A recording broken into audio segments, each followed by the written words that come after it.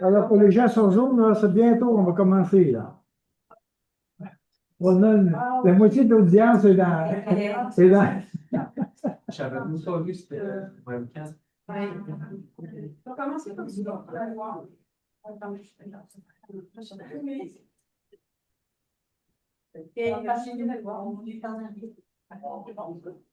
Mais comment le téléphone du On va donner la chance.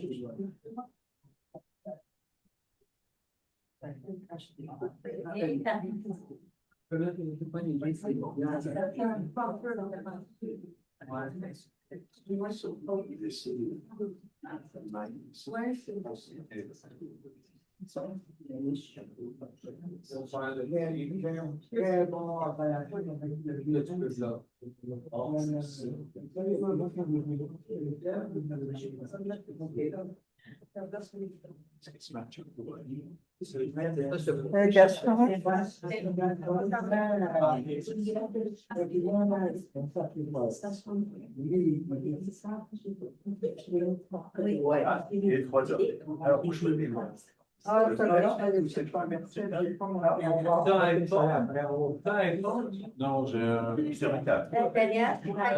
Un deuxième.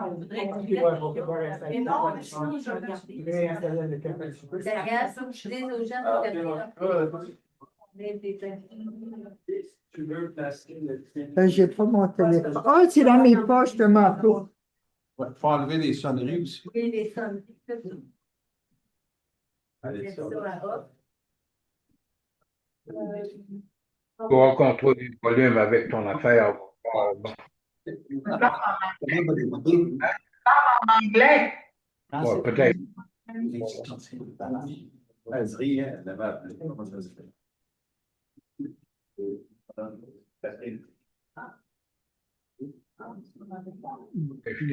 Tu pourras contrôler le volume avec ça.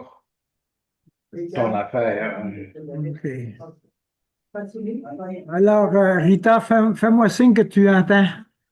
Fais-moi signe. OK, c'est beau. Hein? Parle français, là.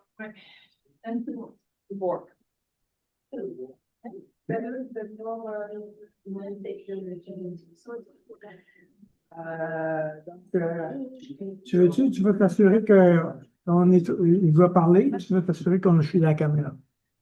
Oui, OK. Mais on commence pas avec ça, Daniel? Parce qu'on ne sait pas comment ça va sortir. C'est bien ça. OK, Daniel, je l'ai mis plutôt à celle-ci. Oui, OK. C'est ça? Alors, bienvenue tout le monde. Oh, ici. Hey! Premier événement mémorable en présentiel. C'est un événement, là, vraiment. On est en train d'ouvrir un nouveau chapitre là, pour. Je ne sais pas si on ouvre un chapitre pour la province de Québec, là, mais en tout cas, on ouvre un chapitre pour Memra. On est vraiment heureux de pouvoir vous accueillir. On veut accueillir ceux qui sont sur Zoom aussi. On est content que vous soyez avec nous. Nous avons le privilège d'avoir avec nous le pasteur Gabizon. Je crois que pour la plupart d'entre vous, vous connaissez bien. Vous le connaissez bien. Il est leader messianique, j'ai envie de dire, pour le plaisir, pour mon plaisir personnel. C'est un rabbin qui a accepté Jésus dans sa vie. C'est formidable. Je ne sais pas s'il est content de faire.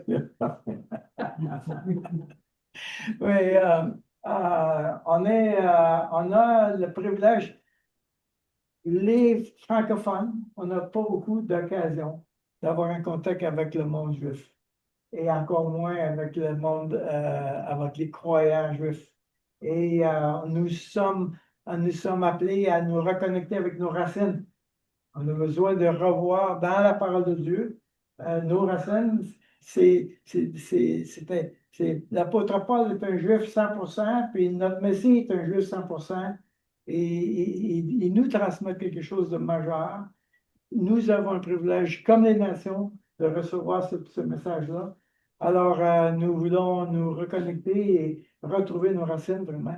Alors, merci Seigneur pour cette occasion, puis la disponibilité du pasteur Gabizon. Vous savez, il n'y en a pas beaucoup des pasteurs juifs au Québec. Hein? Il y en a, en France francophone, il n'y en a pas beaucoup. Moi, j'en connais un. Ah. Peut-être qu'il y en a d'autres, mais je ne les connais pas. Alors, on est content d'être ensemble. Gaston, Christine vont nous conduire dans quelques champs. Ils viennent de Gatineau. Merci, Seigneur. Julie est en bas, Gatineau. Ah, oui, c'est là qu'on va. Alors, on veut juste remettre notre temps dans les mains du Seigneur. On va prier ensemble. Seigneur, nous te remercions de ce que, dans ta grande bonté, tu nous as un jour visité. Tu nous as enseigné, tu nous as montré la voie, tu nous as conduit vers la lumière, tu nous as donné la vie. Merci pour ça, ô Dieu. Nous te demandons que ce temps ensemble soit un temps où tu es béni, exalté, qu'on célèbre ta gloire, qu'on soit enthousiaste de toi, de ce que tu fais et de comment tu fais les choses. Nous te demandons, ô Éternel, qu'à travers ce temps ensemble, nous puissions un peu mieux te connaître. Amen. Amen. Merci, Daniel. On est heureux d'être ici, de pouvoir partager avec vous des chants d'espérance, parce que le sujet, si je me rappelle bien, c'est l'heure. Le titre, Daniel, c'est Quelle heure est-il à l'horloge de Dieu?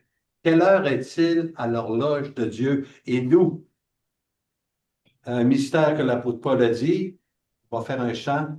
Ça dit, car le Seigneur lui-même a un signal donné à la voix d'un archange et au son de la trompette de Dieu, descendra du ciel et les morts en Christ ressusciteront premièrement.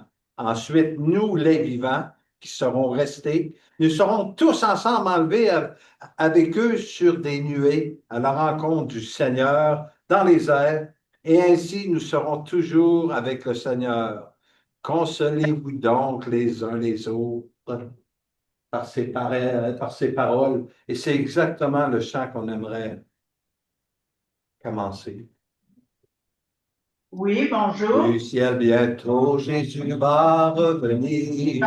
Si c'était aujourd'hui, Non.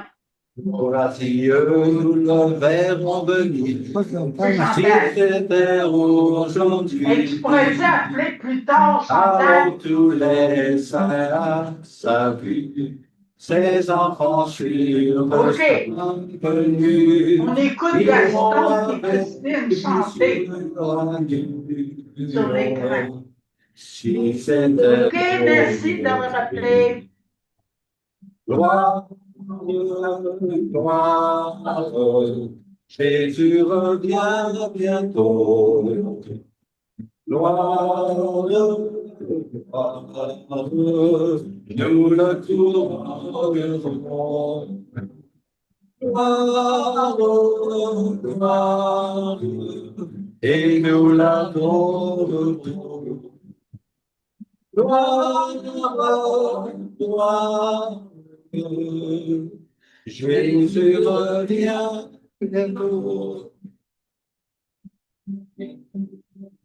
Dans ce beau sujet du malheur sera, si c'est aujourd'hui, la plus de douleur regarde Jésus, si c'était aujourd'hui.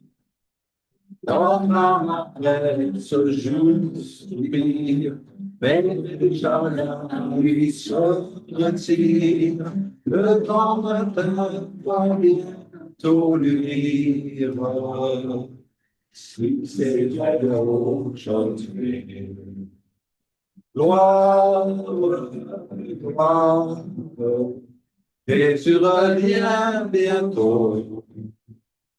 Gloire, gloire, nous le couronnons.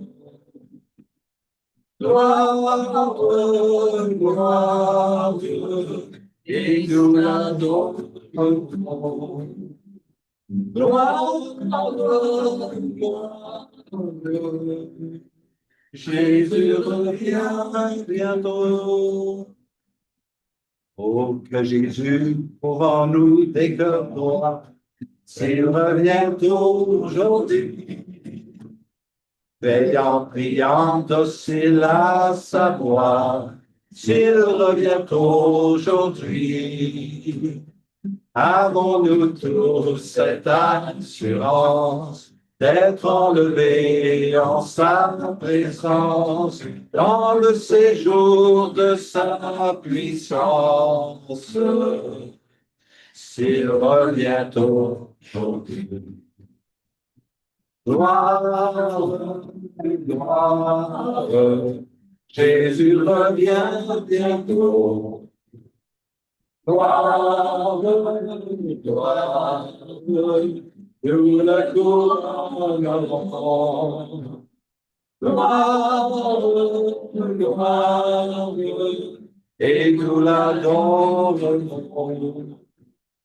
Gloire, gloire, Jésus revient bientôt. Oui, Jésus revient bientôt. C'est ce que nous anticipons, c'est ce que nous croyons, et c'est ça qui fait notre joie, mais c'est un message qu'il faut partager, vous savez, parce qu'on va rencontrer un jour le Dieu 3 fois 5.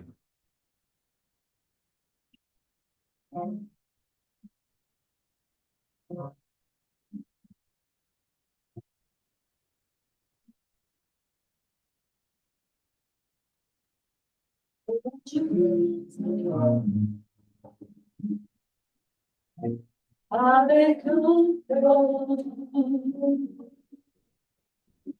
je cherche, je m'oublie pour toi, vraiment vivant.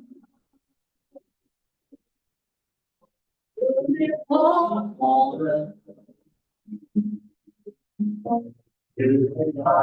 honte.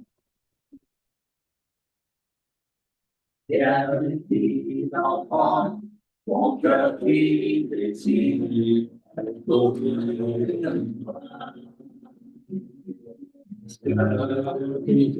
Seigneur, Seigneur, pour toi, Seigneur, en ton prière et rends-moi seul, pour toi, Seigneur. Kadosh, Kadosh, Leon. Kadosh, Kadosh, Leon. En ton prière, en moi, Kadosh, Kadosh, Leon. Kadosh, Kadosh, Leon. Kadosh, Kadosh, Leon. En ton prière, en moi, Kadosh, Kadosh, Leon.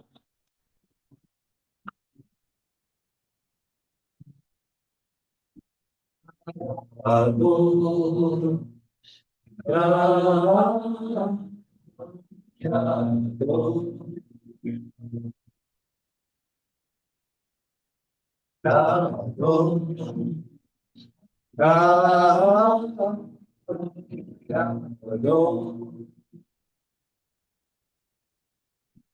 Adonai,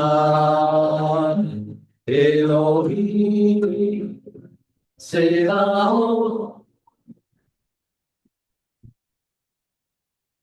Adonai,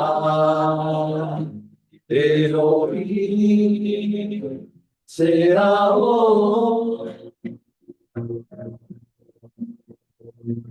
Hashem,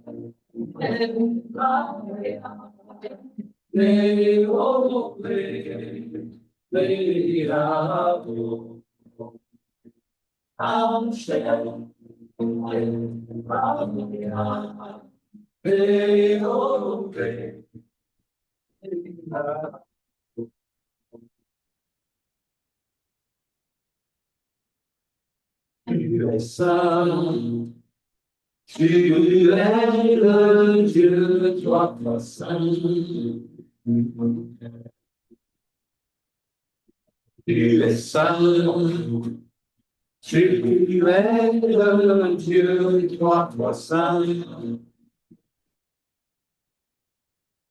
Adonai, Elohim, Selah. Adonai, Elohim, Selah.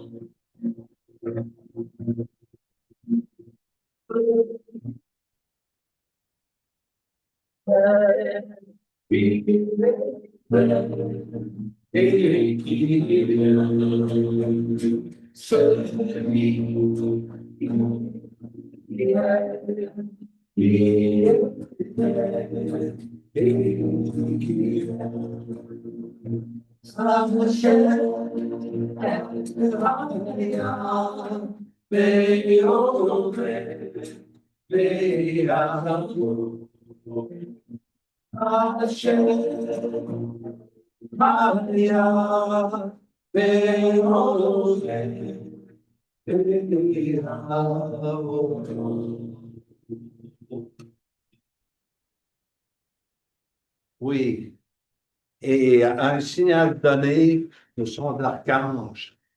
Tous unis, tous ensemble, des Japonais, des Français, des Juifs, des Québécois, toute la gang, parce qu'on va être unis. Mais est-ce qu'on peut être unis aussi sur cette terre comme Dieu lui demande?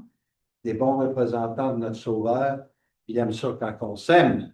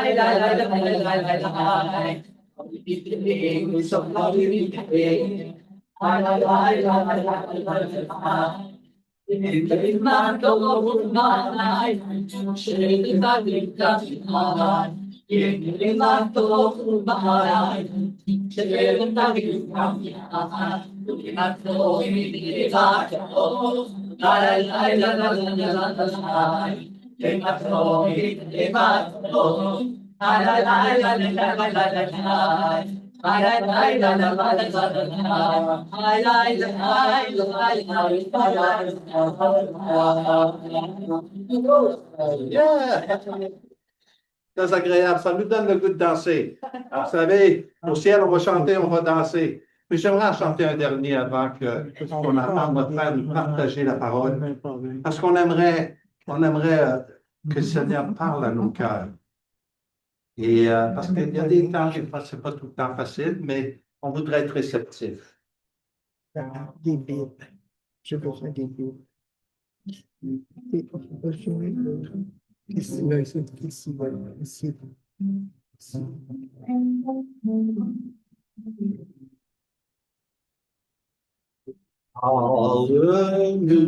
Nous venons à toi recevoir le pain, la parole sainte. Viens, Seigneur, à la vie, modérer mon cœur à ta et que ta lumière aujourd'hui dans l'amour que nous manifestons. Nous accomplis, Seigneur, tes projets en nous pour ta gloire.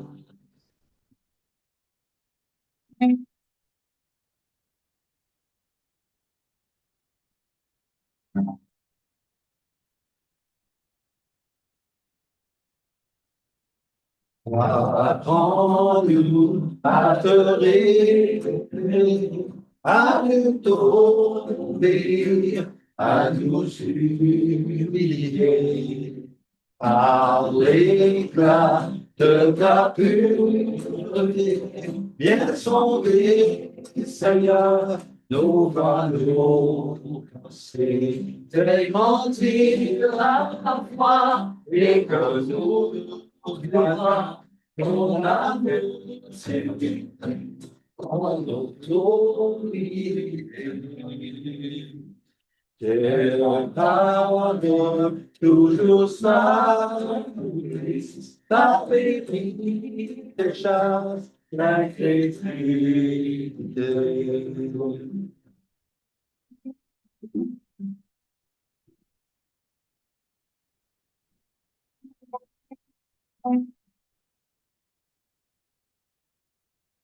Parle-nous, renouvelle-nous, viens nous révéler tes pensées. Vérité dans la nuit des temps, dans l'éclat des anges, dans l'éternité, par ta grâce, tiens, en toutes tes promesses, par la foi, nous te suivons par ta parole. Parle-nous, bâtis ton église et remplis la terre de ta gloire. Et remplis la terre de ta gloire.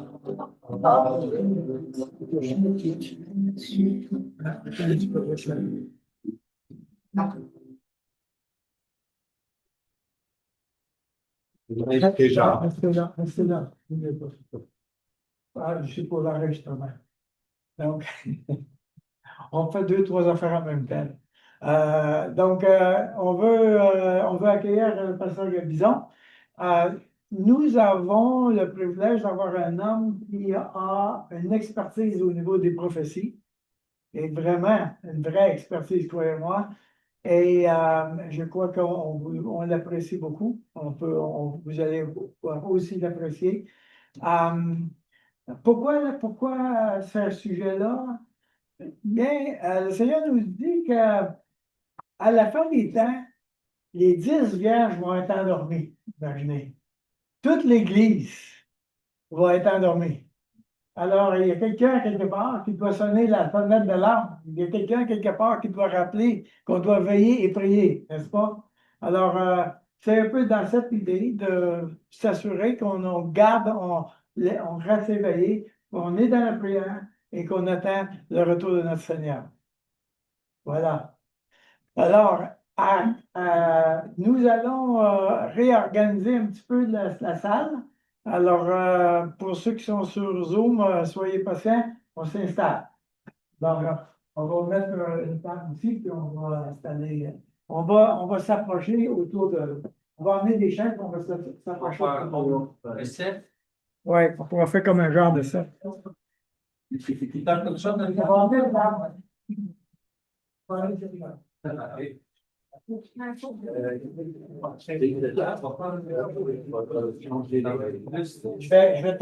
Je peux t'emmener le. Ah, ok, d'accord.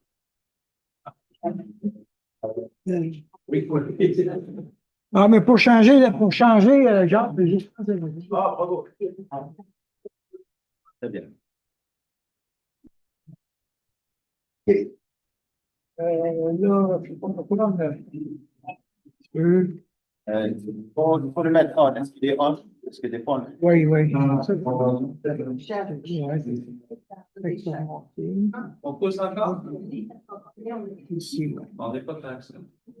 On s'assoit là, on est 14, on est 14 chaises. Très bien, ça marche? Je vais juste m'assurer.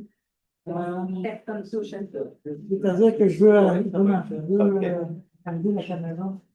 pas. Ailleurs. OK, pour le voir, lui. Oui, c'est ça.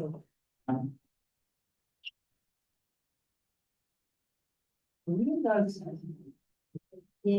le Désolé, les gens sur Zoom, non, voilà, c'est pas mal. On peut tout faire ça. Parce qu'il faut boire ça et ça, là. Ben, on va le faire à ce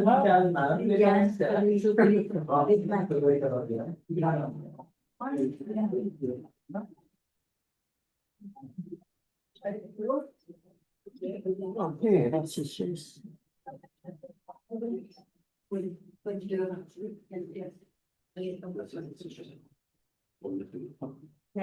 Quand vous êtes en là-dessus. Comme ça.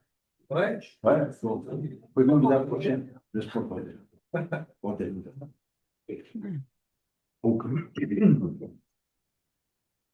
Bon, c'est beaucoup de pression que Daniel m'a mis sur moi. On va essayer quelque chose. ça.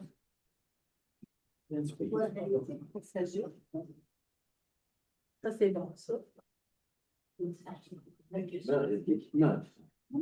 On a l'équipement. Si. L'apôtre n'a pas de recherche Tu de peux problème. tourner, si je peux voir l'écran. Oui, Juste l'écran, je ne vais pas la faire. Ah, c'est pas celle-là, c'est celle-là C'est que tu là-bas. vois. C'est celle-là, il faut Ah, qu'elle. pour que je vois le. C'est celle-là, faut Ben, je le vois quand même. comme ça. D'accord.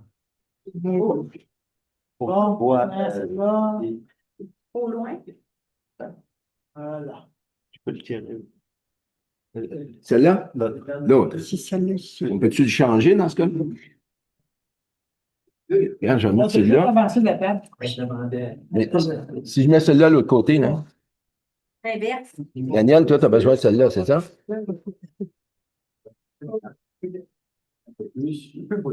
Comme ça, tu peux voir. Ne vous inquiétez Ouais, pas. compliqué, hein. On va ajuster après. Voilà. C'est bon? Ah oui, mais c'est bien, au moins on voit, je peux voir sans. OK.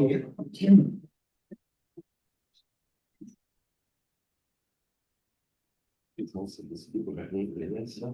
Pas mieux de l'approcher un peu, que le fil soit à faire. Plus au couche. Non, c'est juste à cause de la caméra. OK. Voilà. OK, on est bon.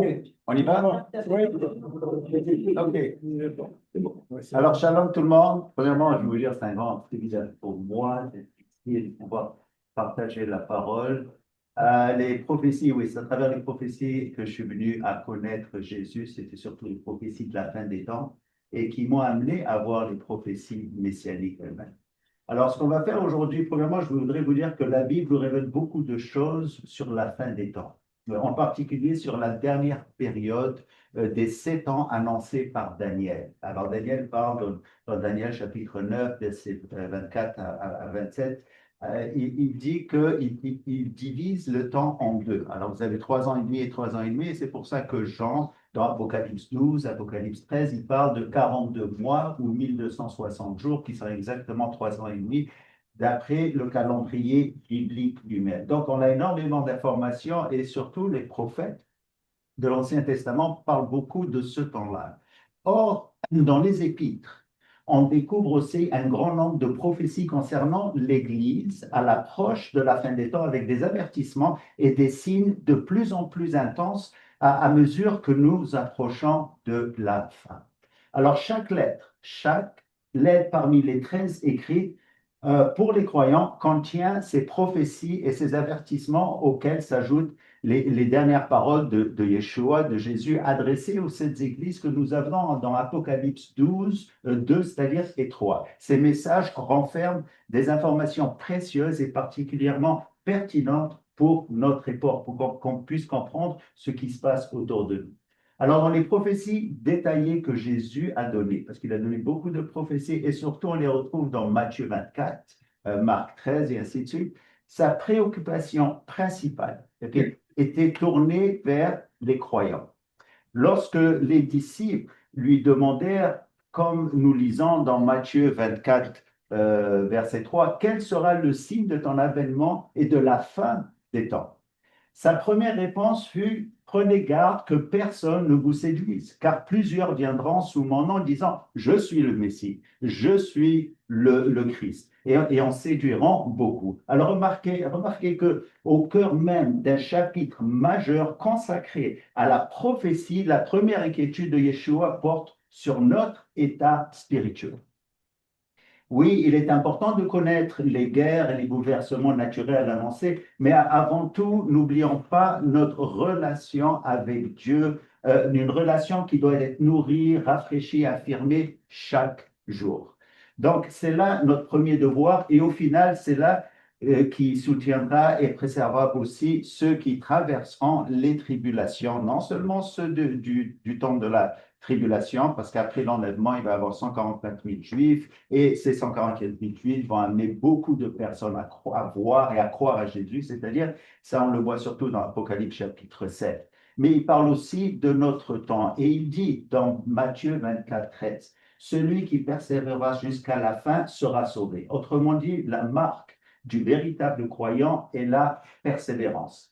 Il demeure fidèle dans la foi parce qu'il travaille sa sanctification et son salut chaque jour avec confiance. D'accord? Notre salut est garanti, mais il faut y travailler. D'accord? Alors, encore une fois, l'essentiel est ceci. Quoi que nous fassions, on ne peut pas négliger notre croissance spirituelle. Maintenant, quelles sont ces prophéties de la fin des temps concernant particulièrement l'Église? À quoi on devrait s'attendre? En réunissant toutes les prophéties concernant l'Église dans les derniers temps, on voit apparaître un véritable système de déni. Un système de déni. À la fin des années 1950, Dwight Pentecost, dans son ouvrage Things to Come, identifia plusieurs signes qu'il regroupa sous ce qu'il appela un système justement de déni ou un mécanisme de déni. Bien qu'il ait d'abord proposé 9 formes de déni, celles-ci peuvent être résumées en 5 dénis majeurs auxquels s'en ajoute aujourd'hui un 6e devenu évident aujourd'hui pour nous que lui n'avait pas vu peut-être en son temps. Donc ce système vise à troubler et à confondre les croyants dans le but ultime de diminuer Dieu, de diminuer la parole afin de détacher le croyant du Créateur. Nous ne devrions jamais sous-estimer la force du déni. Il est souvent plus simple de nier que d'argumenter. Il suffit de minimiser ou de rejeter et le fardeau de la preuve glisse sur l'autre. C'est le même mécanisme que l'on voit avec ceux qui nient la Shoah, c'est-à-dire l'Holocauste. Malgré la masse immense de preuves historiques, de films et même de témoins qui sont encore vivants aujourd'hui, ils refusent simplement d'y croire. Donc aujourd'hui, ce phénomène peut être comparé à ce que Jésus dit dans Apocalypse 2, 20, par exemple, appelé le système de Jézabel, d'accord? Où des croyances étrangères et trompeuses s'introduisent et se mêlent aux Écritures jusqu'à obscurcir la vérité qui finit d'ailleurs par effacer. Aujourd'hui, on pourrait aussi appeler ce phénomène le système de Balaam. Balaam, Jésus en parle d'ailleurs. Il se réfère à l'Ancien Testament pour nous parler ici dans Apocalypse. Il le mentionne dans Apocalypse 2,14, où des influences mondaines et immorales s'introduisent au sein du corps du Christ, jusqu'à faire disparaître progressivement l'autorité de la parole. Et ces deux avertissements, celui de Jézabel et celui de Balaam, se trouvent encore dans Apocalypse chapitre 2 et Apocalypse chapitre 3, qui représentent la prophétie de Jésus adressée aux églises à travers les siècles. Parmi ces 7 églises, seules 2 sont pleinement fidèles, c'est-à-dire Smyrne et Philadelphie. Mais la dernière, celle qui représente l'église de la tribulation, et on la voit venir aujourd'hui, c'est l'église de Laodicée, à laquelle Jésus déclare « Je te vomirai de ma bouche ». C'est l'église qui caractérise la toute fin des temps. D'accord? Ça va être une église composée de non-croyants. Parce que Jésus est là, il tape à la porte, figurez-vous, il n'est pas à l'intérieur. Mais alors, quelles sont les choses qui sont niées aujourd'hui? D'accord? Commençons par le premier déni. Le premier et le plus important, c'est dans le système de déni, et le déni de Jésus, le déni du Messie lui-même. Le rejet de Jésus-Christ, de sa nature divine unique et sa mission elle-même. Si vous retirez Jésus des Écritures, et je passe des 66 livres, toute la foi au Dieu de la Bible s'effondre. L'apôtre Jean a énormément à nous enseigner sur ce sujet dans ses lettres. Il y résume tout ce qu'il a appris au pied de Jésus, ainsi que tout ce qu'il a vécu comme pasteur, comme enseignant, comme évangéliste, parce qu'il allait d'église en église. Donc, ces 3 lettres sont d'une grande importance. Elles furent écrites environ 60 ans après la résurrection du Messie. Et le dernier témoin oculaire encore vivant parmi les 12 apôtres, c'était lui, Jean. Il avait survécu les autres apôtres. Donc, ces lettres datent aussi d'une vingtaine d'années après que Paul eut déterminé ses épîtres et soit aussi parti, c'est-à-dire au Seigneur.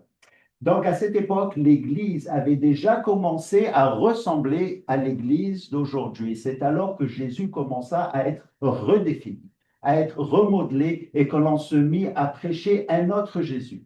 Jean s'adresse aux croyants et il leur donne un avertissement très ferme. Et il dit dans 1 Jean, chapitre 4, verset 3, « Tout esprit qui ne confesse pas Jésus-Christ, venu en chair, n'est pas de Dieu. » C'est l'esprit de l'Antéchrist. Donc, vous avez appris qu'il vient et que maintenant est déjà dans le monde. Okay? Alors, affirmer que Jésus est venu en chair signifie qu'il n'est pas un homme, un simple individu comme nous le sommes. Il vient d'en haut, comme dans la prophétie de Michée, chapitre 5, verset 2. Il avait prophétisé qu'il allait venir être né à Bethléem, mais il dit, mais il vient de l'éternité, et seul Dieu n'a pas été créé. Cela signifie donc que Jésus n'est pas un homme qui est devenu Dieu, ça c'est important, mais Dieu qui est devenu chair, ayant demeuré parmi nous, comme Jean nous le dit dans Jean 1,14. Donc, par Jean, l'Esprit de Dieu déclare que quiconque nie cette vérité agit comme un antéchrist. Le mot entier signifie à la fois à la place de ou en remplacement de, d'accord? Ils veulent le faire disparaître. Et c'est ce que d'ailleurs les faux prophètes ou les faux enseignants vont faire. Donc, ils inventent toutes sortes d'idées pour diminuer Jésus. D'ailleurs, c'est le truc commun que vous allez voir dans tous les sectes. Ils vont toujours attaquer Jésus, King, et ainsi de suite. Les moments vont vous dire que vous êtes Dieu aussi, vous allez devenir Dieu, que Dieu était un homme, et les autres sectes vont l'enlever complètement. Et Paul parle aussi dans 2 Corinthiens 11, 14, et ça c'est un verset quand même important, d'un autre Jésus, d'un autre esprit, d'un autre évangile. Alors nous devons savoir faire la différence, et comment faire la différence? C'est de connaître le Jésus qui est révélé dans la Bible. Le plus on le connaît, le plus on va pouvoir détecter ses faux Jésus, ses faux évangiles et ainsi de suite. L'autre jour, je suis allé sur l'Internet et par curiosité, je voulais voir comment les gens ont fabriqué une image de Jésus dans leur esprit, puisque la Bible nous dit de faire attention, bien sûr. Donc, je suis allé et j'ai recueilli 38 images, d'accord, différentes de Jésus. D'après vous, lequel est le vrai? Okay. Bon, on va passer tout de suite à une autre image. D'accord?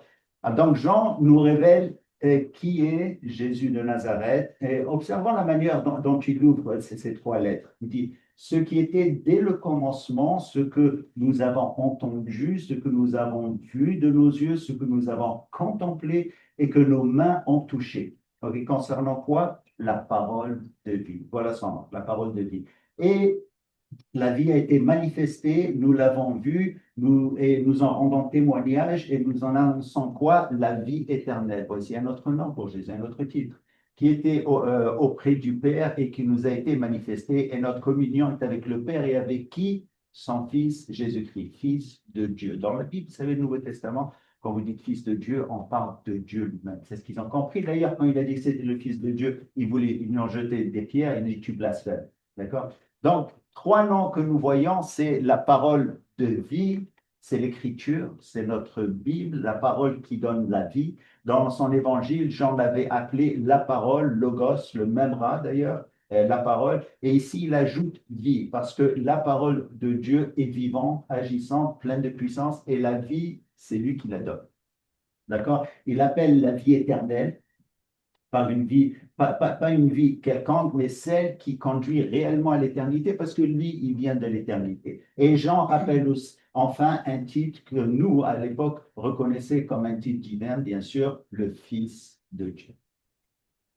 Passons maintenant au deuxième déni. D'accord? Abordons ce deuxième déni qui est décrit dans ce système de la fin des temps.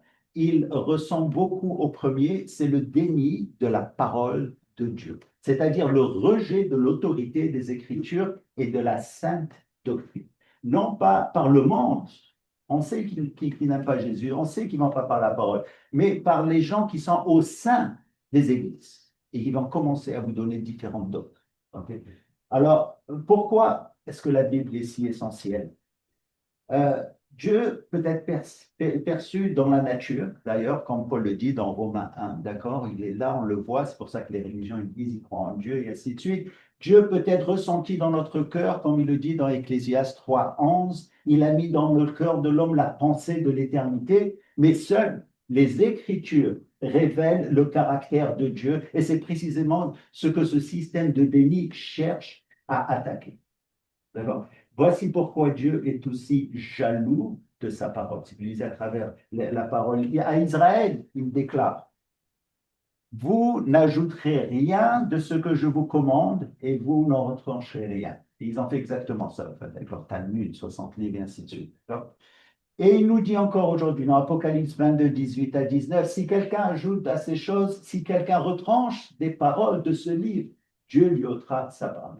Donc la chute d'Israël, l'effondrement de l'Église visible qu'on voit avec Laodicée, ils ont la même base, c'est le rejet de la parole, bien sûr, de Jésus et de la parole. Ils ont ajouté, ils ont modifié la parole de Dieu. C'est pour ça que c'est important de rester avec la parole. Jésus, il a dit, l'homme ne vivra pas de pain seulement, mais de toute parole qui sort de la bouche de Dieu. En fait, il cite Moïse, d'accord? Vous mangez combien de fois par jour? 3 fois. Okay, au moins une fois. Lisez la parole. Donc, ce déni a commencé dès la naissance même de l'Église. Il n'y a rien de nouveau. De nombreux passages du Nouveau Testament en parlent. L'un des plus importants que je partage avec vous, c'est 1 Timothée, chapitre 4, versets 1 à 2. Alors, Paul dit, mais l'Esprit dit expressément que dans les derniers temps, quelques-uns abandonneront la foi, s'attachant à des esprits séducteurs et à des doctrines de démons. D'accord? Paul et les croyants de son époque pensaient déjà vivre dans les derniers temps. En fait, ils étaient dans les derniers temps parce que les derniers temps ont vraiment commencé avec la résurrection de Jésus.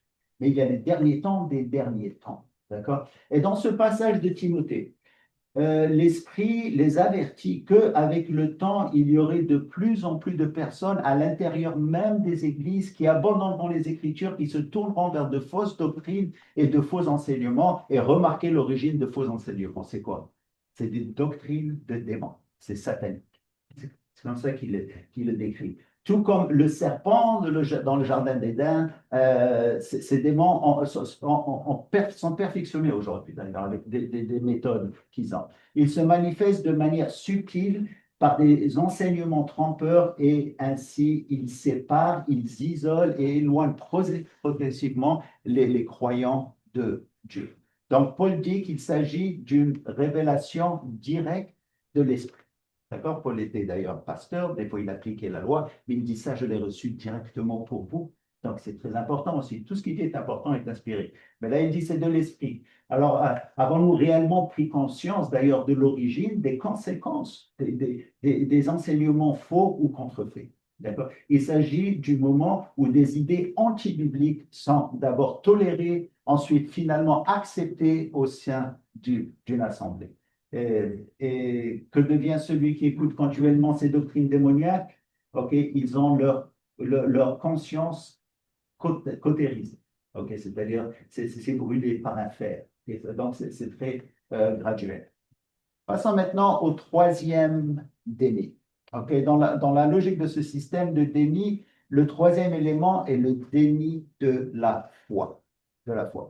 Ce phénomène ne cesse de croître, car lorsqu'on retire Dieu et sa parole, la foi disparaît. D'accord?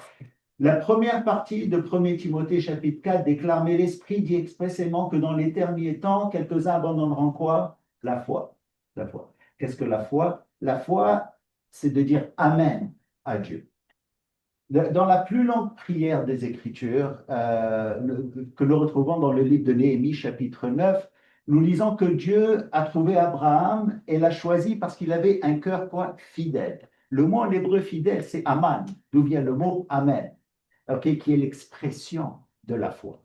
Donc cette foi est l'œil de la vision spirituelle, celui par lequel nous percevons Dieu. D'accord ? C'est un don. On peut prier pour avoir plus de foi. Et d'après Hébreux chapitre 11, bien sûr, c'est une ferme assurance, une démonstration des choses qu'on ne voit pas. Mais remarquez le mot qui accompagne ce passage, abandonner.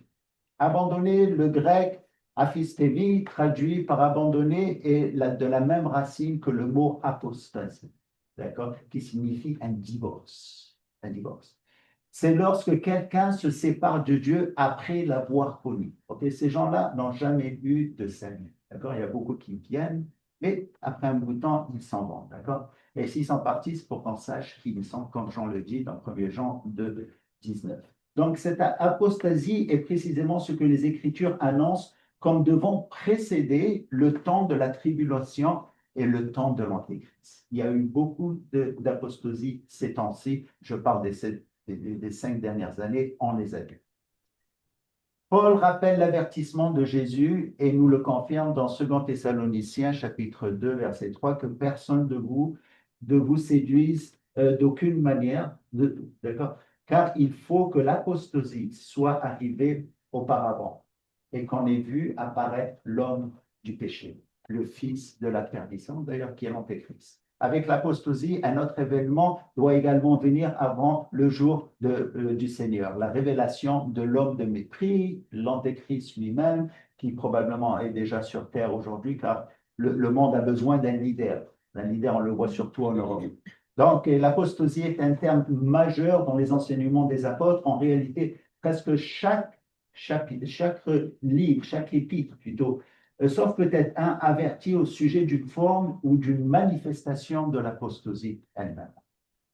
Passons au 4e déni. Le 4e système de ce système de déni découle naturellement du précédent, c'est le déni de la moralité sous toutes ses formes.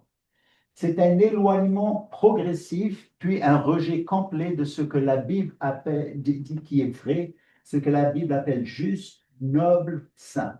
Et aujourd'hui, certains vont même jusqu'à renverser totalement cette morale et à présenter leur péché comme quelque chose de normal, quelque chose de juste. Ils vont rationaliser leurs actions que la Bible appelle péché. C'est exactement ce qu'Ésaïe nous dit dans Ésaïe 5,20. Il dit « Malheur à ceux qui appellent le mal bien et le bien mal, qu'ils changent les ténèbres en lumière, les lumières en ténèbres, et qu'ils changent la mer en doux et le doux en amer. » Jésus lui-même décrit ce niveau d'immoralité en se référant à 2 périodes précises. Et ça, c'est important pour vous. Il se réfère au déluge et à Sodome et Gomorrhe.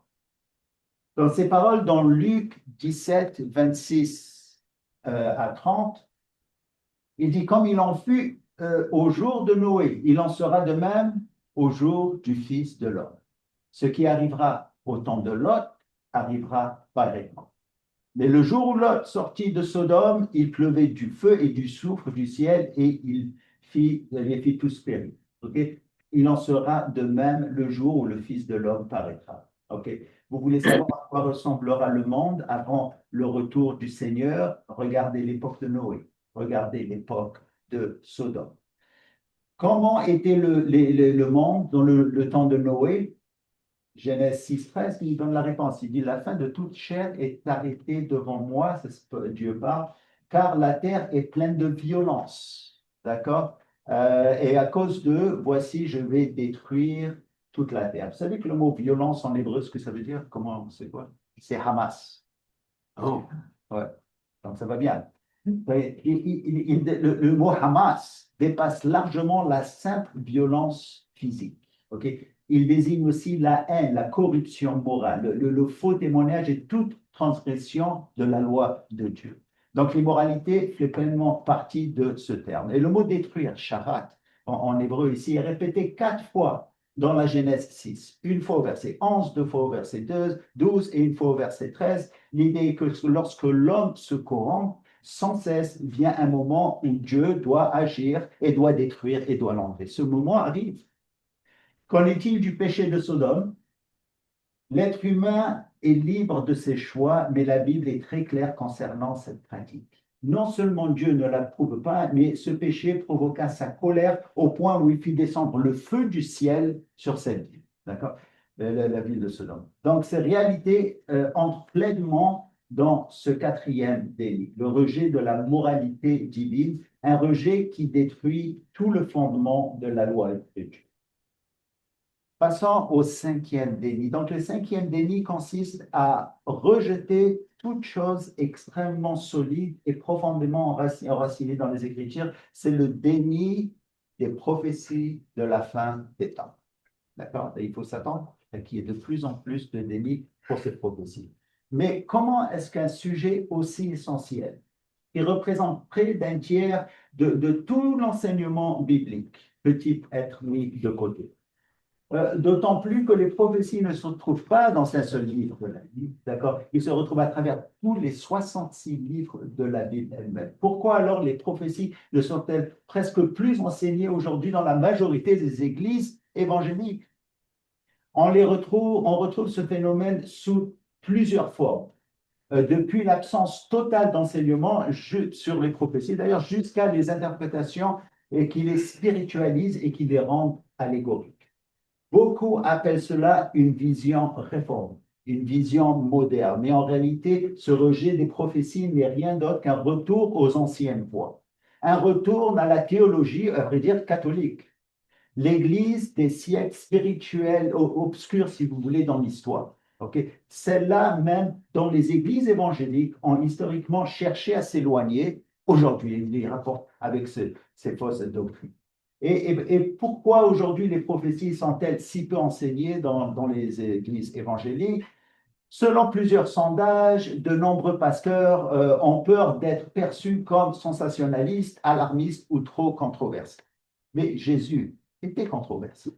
On est appelé à dire la vérité et la vérité n'est pas acceptée. Donc ça nous amène à être controversés aussi. Selon ces mêmes sondages, une autre raison pour laquelle les prophéties sont négligées est que plusieurs pasteurs se sentent insuffisamment préparés pour en traiter la complexité. Oui, l'étude des prophéties demande du travail, mais ce n'est pas une raison pour ne pas l'enseigner. Un constructeur ne peut pas dire « je fais seulement les murs et le plancher, mais la fondation, c'est à vous à la faire. C'est-à-dire le reste. » quoi. Qui a jamais prétendu que le christianisme biblique est facile? C'est pas facile. Ben, c'est extraordinaire, ça demande beaucoup d'études et des études quotidiennes. Pourtant, l'étude des prophéties ne sert pas seulement à connaître l'avenir, il révèle le caractère de Dieu et son plan parfait pour l'humanité. Il donne de l'espoir, il donne de la confiance, une attente même joyeuse et une perspective éternelle. D'ailleurs, les prophéties de la fin des temps nous parlent de notre maison au paradis. Là. Donc, elles nous aident à être transformés à son image. Donc, ce manque d'intérêt, au fait, pour les prophéties des derniers temps avait déjà été annoncé par plusieurs prophètes, et tout particulièrement par Pierre, dans 2 Pierre, chapitre 3, versets 3 à 4. Écoutez ce qu'il dit. Il dit, sachez avant tout que dans les derniers jours, il viendra des moqueurs, marchant selon leur propre convoitise et disant, où est la promesse de son avènement? Car depuis que les pères sont morts, tout demeure comme dès le commencement de la création. Il a dit ça il y a 2000 ans, et on l'entend encore aujourd'hui. Pierre affirme que dans les derniers jours, beaucoup maintenant se lèveront pour se moquer de ceux qui croient aux prophéties, de ceux qui croient à l'enlèvement, de ceux qui croient à l'Antéchrist, de ceux qui croient à Israël. Avez-vous déjà été ridicularisé par vos croyances? Si vous l'étiez, vous êtes payé, parce que c'est la vérité de la parole elle-même. Pierre, comme Jean, a été témoin des changements qui s'opéraient dans l'Église. Sa seconde lettre fut écrite vers l'an 68 après Jésus, peu après avant la destruction du temple en 70. L'histoire rapporte que peu après sa mort, les derniers apôtres, Jean, Pierre et les autres, une nouvelle forme de christianisme a apparu. On le voit d'ailleurs dans l'histoire, on le voit dans les épîtres. Elle affirmait exactement ce que dit encore aujourd'hui paix et paix. Les gens venaient, ils disent, il ne va pas avoir de guerre, tout a été accompli, il va avoir la paix, il va avoir la paix. D'ailleurs, c'est ce que Paul dit dans 1er Thessaloniciens, chapitre 5, versets 2 à 3, car vous savez bien vous-même que le jour viendra comme un voleur dans la nuit. Pour les autres, pas pour nous, parce qu'on sait qu'il va venir, n'est-ce pas? Vous l'attendez, on l'attend. Quand les hommes diront paix et sûreté, alors une ruine soudaine les surprendra. C'est à cette époque que commença à enseigner que Satan sera lié, c'est ce qu'ils disent aujourd'hui, que l'Église va transformer le monde, c'est ce qu'ils croient. Mais là, c'était un problème avec Israël. Alors que les Babyloniens étaient à la porte, ou les Assyriens, ils disaient, les faux prophètes disaient, tout va aller très bien. Et c'est ce qu'on nous enseigne aujourd'hui. Ils disent que ça y est, Satan encore est lié, l'Église va changer le monde. Non, les choses vont aller de pire en pire, et donc c'est notre travail à leur dire ce que Dieu dit en ce qui concerne les prophéties. Mais au-delà des paroles de ces hommes de Dieu, Jésus lui-même a mis une emphase remarquable sur les prophéties, un aspect trop souvent négligé aujourd'hui. Regardez ce qu'il dit à Israël dans Luc 19, 42 à 44. Juste après avoir annoncé la destruction future du temple de Jérusalem, il dit, il ne laissera pas en toi pierre sur pierre, parce que tu n'as pas connu le temps de ta visitation. Que voulait dire Jésus par le temps de la visitation? De quelle visitation parlait-il? Il s'agit de sa propre venue, c'est-à-dire sa première venue. Le premier, examinez le mot grec d'ailleurs qu'il utilise dans ce temps-là. Il existe deux mots grecs en ce qui concerne visitation. Le mot chronos, qui désigne le temps ordinaire, linéaire, d'où vient le mot chronologie, et vous avez le mot kairos, celui qui utilise ici, qui désigne un temps fixé, un moment précis, un instant décisif. Pourquoi il dit ça? Parce que Daniel, lui, avait donné un temps spécifique quand Jésus allait venir. Il le dit là dans Daniel 9, 24 à 27. C'est pour ça que les premiers faux prophètes, ou plutôt Messie, sont arrivés dans le temps de Jésus eux-mêmes. Eux, ils ont connu, ils ont lu les prophéties, mais les autorités religieuses, pas du tout. D'accord? Alors il dit, vous n'avez pas connu ce temps précis, parce que les prophéties sont très précises. Donc croire aux prophéties a toujours fait part du fondement de la foi des croyants dans toutes les Écritures. Pensez à Enoch. Il n'aurait jamais donné à son fils le nom de Méthusalem. Et ça veut dire Méthusalem, s'il n'avait pas cru une révélation prophétique affirmant que son fils vivrait jusqu'au déluge. Parce que Méthusalem en hébreu veut dire « et il mourra jusqu'à qu'il arrivera ». Arrivera quoi? Le déluge. Il a croyé des prophéties qu'il a reçues de Dieu. Le prophète Daniel n'aurait jamais prophétisé le kairos de la première venue du Messie s'il n'avait pas eu lui-même une foi totale des prophéties. Et pas penser à Mardoché, qui n'aurait jamais eu une telle certitude que Dieu secourrait Israël ou allait le faire s'il n'avait pas connu les prophéties de Jérémie. Et Nathanaël, il était assis sous un figuier, il lisait les Écritures. Il n'aurait peut-être jamais reconnu le Messie s'il n'avait pas lu dans les Écritures les descriptions et les prophéties qui le concernaient. Et lorsqu'il vit Jésus, il a dit, tu es le Fils de Dieu, tu es le roi d'Israël. Comment est-ce qu'il a su ça? Parce qu'il connaissait les prophéties messianiques lui-même. Et pensez aussi, le dernier exemple, à la nuée des témoins que nous avons dans Hébreux chapitre 11. Quel était leur point commun? Ils croyaient tous au paradis éternel. D'accord? Et cela fait partie des prophéties. Cette terre n'est pas le ciel. On ne va pas changer cette terre, parce que la Bible dit, et la Bible affirme, c'est-à-dire qu'une demeure bien meilleure s'en vient.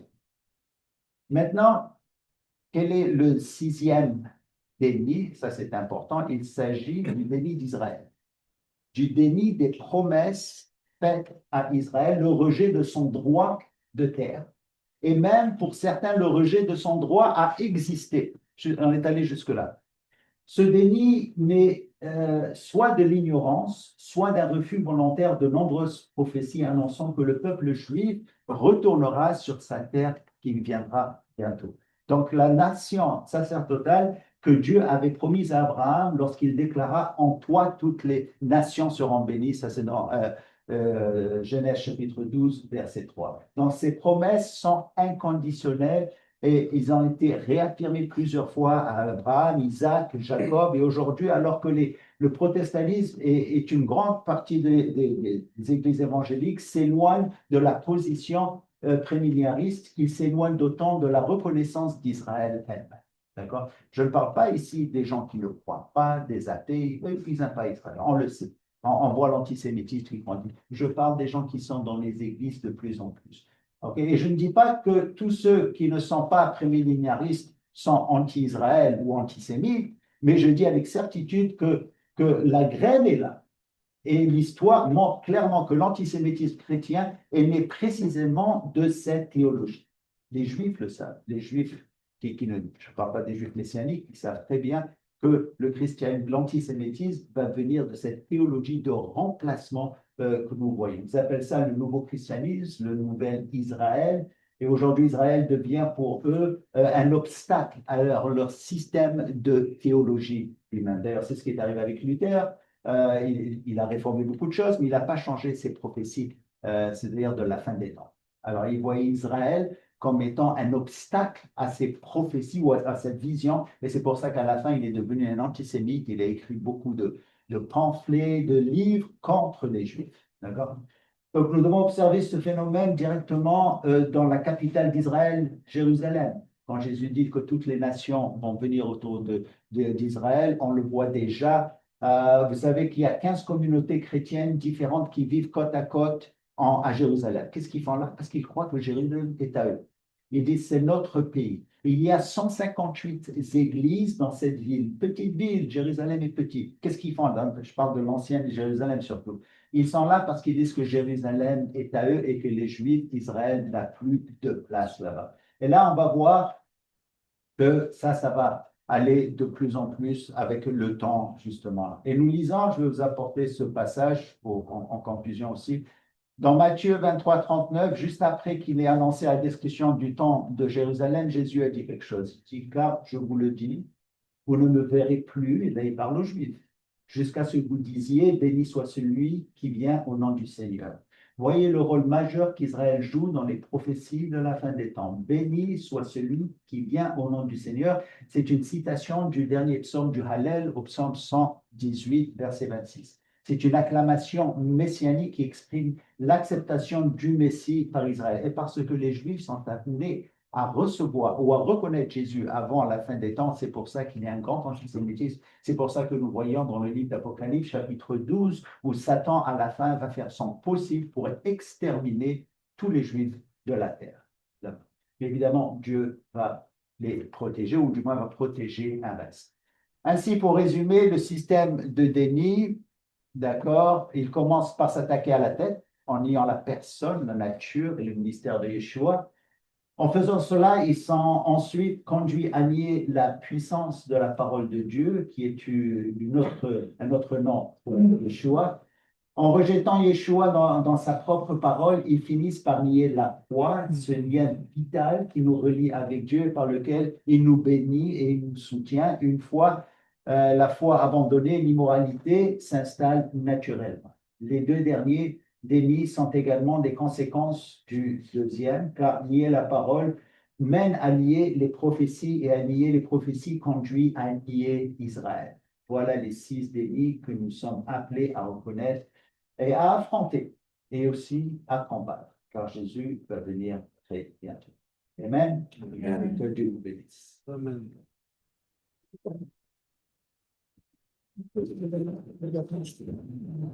Bon, c'était facile. Maintenant, il va y avoir des questions. Je pensais que c'était clair quand même. Allez-y. Alors, je ne sais pas, est-ce qu'on voudrait avoir une période de questions maintenant ou on voudrait avoir autour des tables avec les bains et les cafés? On peut en profiter maintenant? Oui, OK. Allez-y. Moi, je vais poser la question sur les amillénaristes et leur position par rapport Au prémillénarisme. Oui. Ben, ça dit pas nécessairement juste par rapport à ça, mais par rapport à ce que vous avez enseigné. Et ça amène une conséquence dans leur façon de voir les Juifs. Non seulement c'est une façon de voir les Juifs, mais de concevoir la Bible elle-même, de voir toutes les doctrines bibliques, parce qu'encore une fois, les prophéties et Israël est à travers toute la Bible. Donc, enlever cet élément, alors tout devient un peu flou à droite et à gauche, et ils vont être obligés d'allégoriser beaucoup de choses. Et justement, c'est ça, je veux dire, de quelle façon est-ce qu'ils le font? Bon, par exemple, on va vous donner l'exemple de Milan. Alors, Jean nous dit que le temps messianique va durer 1000 ans. Alors, 1000 ans, c'est 1000 ans. Mais ils disent non, 1000 ans, c'est Auguste qui a dit ça, au fait, c'est n'importe quel temps. Mais pourquoi est-ce qu'ils ont changé cette interprétation alors que dans l'Ancien Testament, chaque chiffre veut dire un chiffre précisément? Quand Daniel a donné le temps précis de la venue de Jésus, il a donné un temps, c'était exactement. Quand il dit que Jésus allait être né à Bethléem, c'était pas à Jérusalem, c'était à Bethléem. Donc, c'était littéral. Alors, quand Jean parle encore de 42 mois, 1260 jours ou de 1000 ans, il parle de temps très spécifique. Un temps qui n'est pas encore arrivé. D'ailleurs, la prophétie nous dirige à concevoir ce temps qui s'en vient. Donc, c'est ça, ce qui se passe, c'est qu'ils vont allégoriser la parole elle-même, malheureusement. Et ils vont être aussi, est-ce qu'ils sont du fait même, leur tendance va être plus forte pour la théologie de la nation? Oui, effectivement, parce qu'Israël devient un obstacle. Israël, donc, c'est. Alors, j'avais une Bible d'ailleurs quand j'étais croyant, on m'avait donné une Bible, et dans l'Ancien Testament, c'est alors toutes les malédictions contre Israël, c'était malédiction contre Israël, et le titre pour les bénédictions pour Israël, bénédiction pour l'Église. C'est quoi? Pourquoi est-ce que c'est comme ça? Voilà. Alors, ils vont jouer un peu avec ça. Ils vont aussi omettre certains passages de la Bible. Encore une fois, quand j'étais jeune, un ami m'a amené dans une étude biblique. Alors, j'étais là. Alors, il enseignait le chapitre 8 de Romains. C'est super, c'est bien. Il parle de beaucoup de choses. Et il dit, bon, la semaine prochaine, on va aller au chapitre 12. Ah, j'ai dit 9, 10, 11. Ah, ils ne disent pas pour nous aujourd'hui. Mais ça, c'est la thèse que Paul a donnée pour Israël. Il parle d'Israël là-dedans. C'est là où j'avais compris que je devais aller dans les ministères. J'ai dit, comment est-ce que vous pouvez, d'ailleurs, je ne savais pas de quoi il parlait, là, je ne savais même pas de quoi Romains 9, 10, 11 parlait, et je me suis dit, s'il enlève quelques livres, il y a quelque chose qui ne va pas. En fait, on ne peut pas enlever quoi que ce soit de la parole de Dieu. Si on ne comprend pas, on la laisse. D'accord? Ouais. Donc, c'est un peu ça, c'est l'allégorisation. Ils vont sauter certains passages et tout devient flou à la fin. Une autre question, Ouais, un autre genre complètement, mais les Juifs, parce que c'est difficile de comprendre comment Israël va être converti en ce moment. Parce que toute la bataille, la tension qui est ultra-orthodoxe entre les Juifs plus traditionnels en Israël, je parle là-bas, oui. La tension est forte. C'est comme il y a les messianiques qui sont là, mais il y a toutes les autres formes de judaïsme. Oui. Là-bas, comment. Bon, premièrement. C'est quoi l'espoir en ce moment? L'espoir, premièrement, je vais vous dire qu'il y a une grande ouverture en Israël en ce moment. Et chez les Juifs, à Montréal, il y a 100 000 Juifs. Et pourquoi? À cause de la croissance de l'antisémitisme. Mais vous savez que les rabbins, le rabbinisme n'a pas de réponse sur ça. Okay. Alors là, ils se demandent où aller. Et c'est pour ça quand on donne des speeches, on envoie ça à Israël, et on a plusieurs personnes qui viennent écouter. C'est ce qu'on trouve d'ailleurs assez étonnant, mais ça veut dire qu'ils ont besoin de connaître quelque chose. La dernière fois, ma nièce et mon beau-frère sont venus me voir, et c'est des juifs religieux. Ils disent, alors qu'est-ce que tu dis de la fin de temps? Qu'est-ce qui se passe? Et je lui ai dit, mais qu'est-ce que vous faites ici? C'est maintenant que vous venez, ça fait des années que je vous parle de Jésus et vous venez me voir à moi parce que votre rabbin n'a rien à dire. Parce que les prophéties, les rabbins ne parlent pas de prophétie du tout. Comme dans ici. Ah non, pour eux, non, vous parlez d'Obadia, l'autre fois j'ai parlé d'Abdias. D'Abdias, c'est un rabbin, il dit non, c'est fini, c'est pas. D'ailleurs, quand j'ai commencé à croire avec Ésaïe 53, ils m'ont tous dit non, ça y est, c'est passé, c'est nous, c'est pas.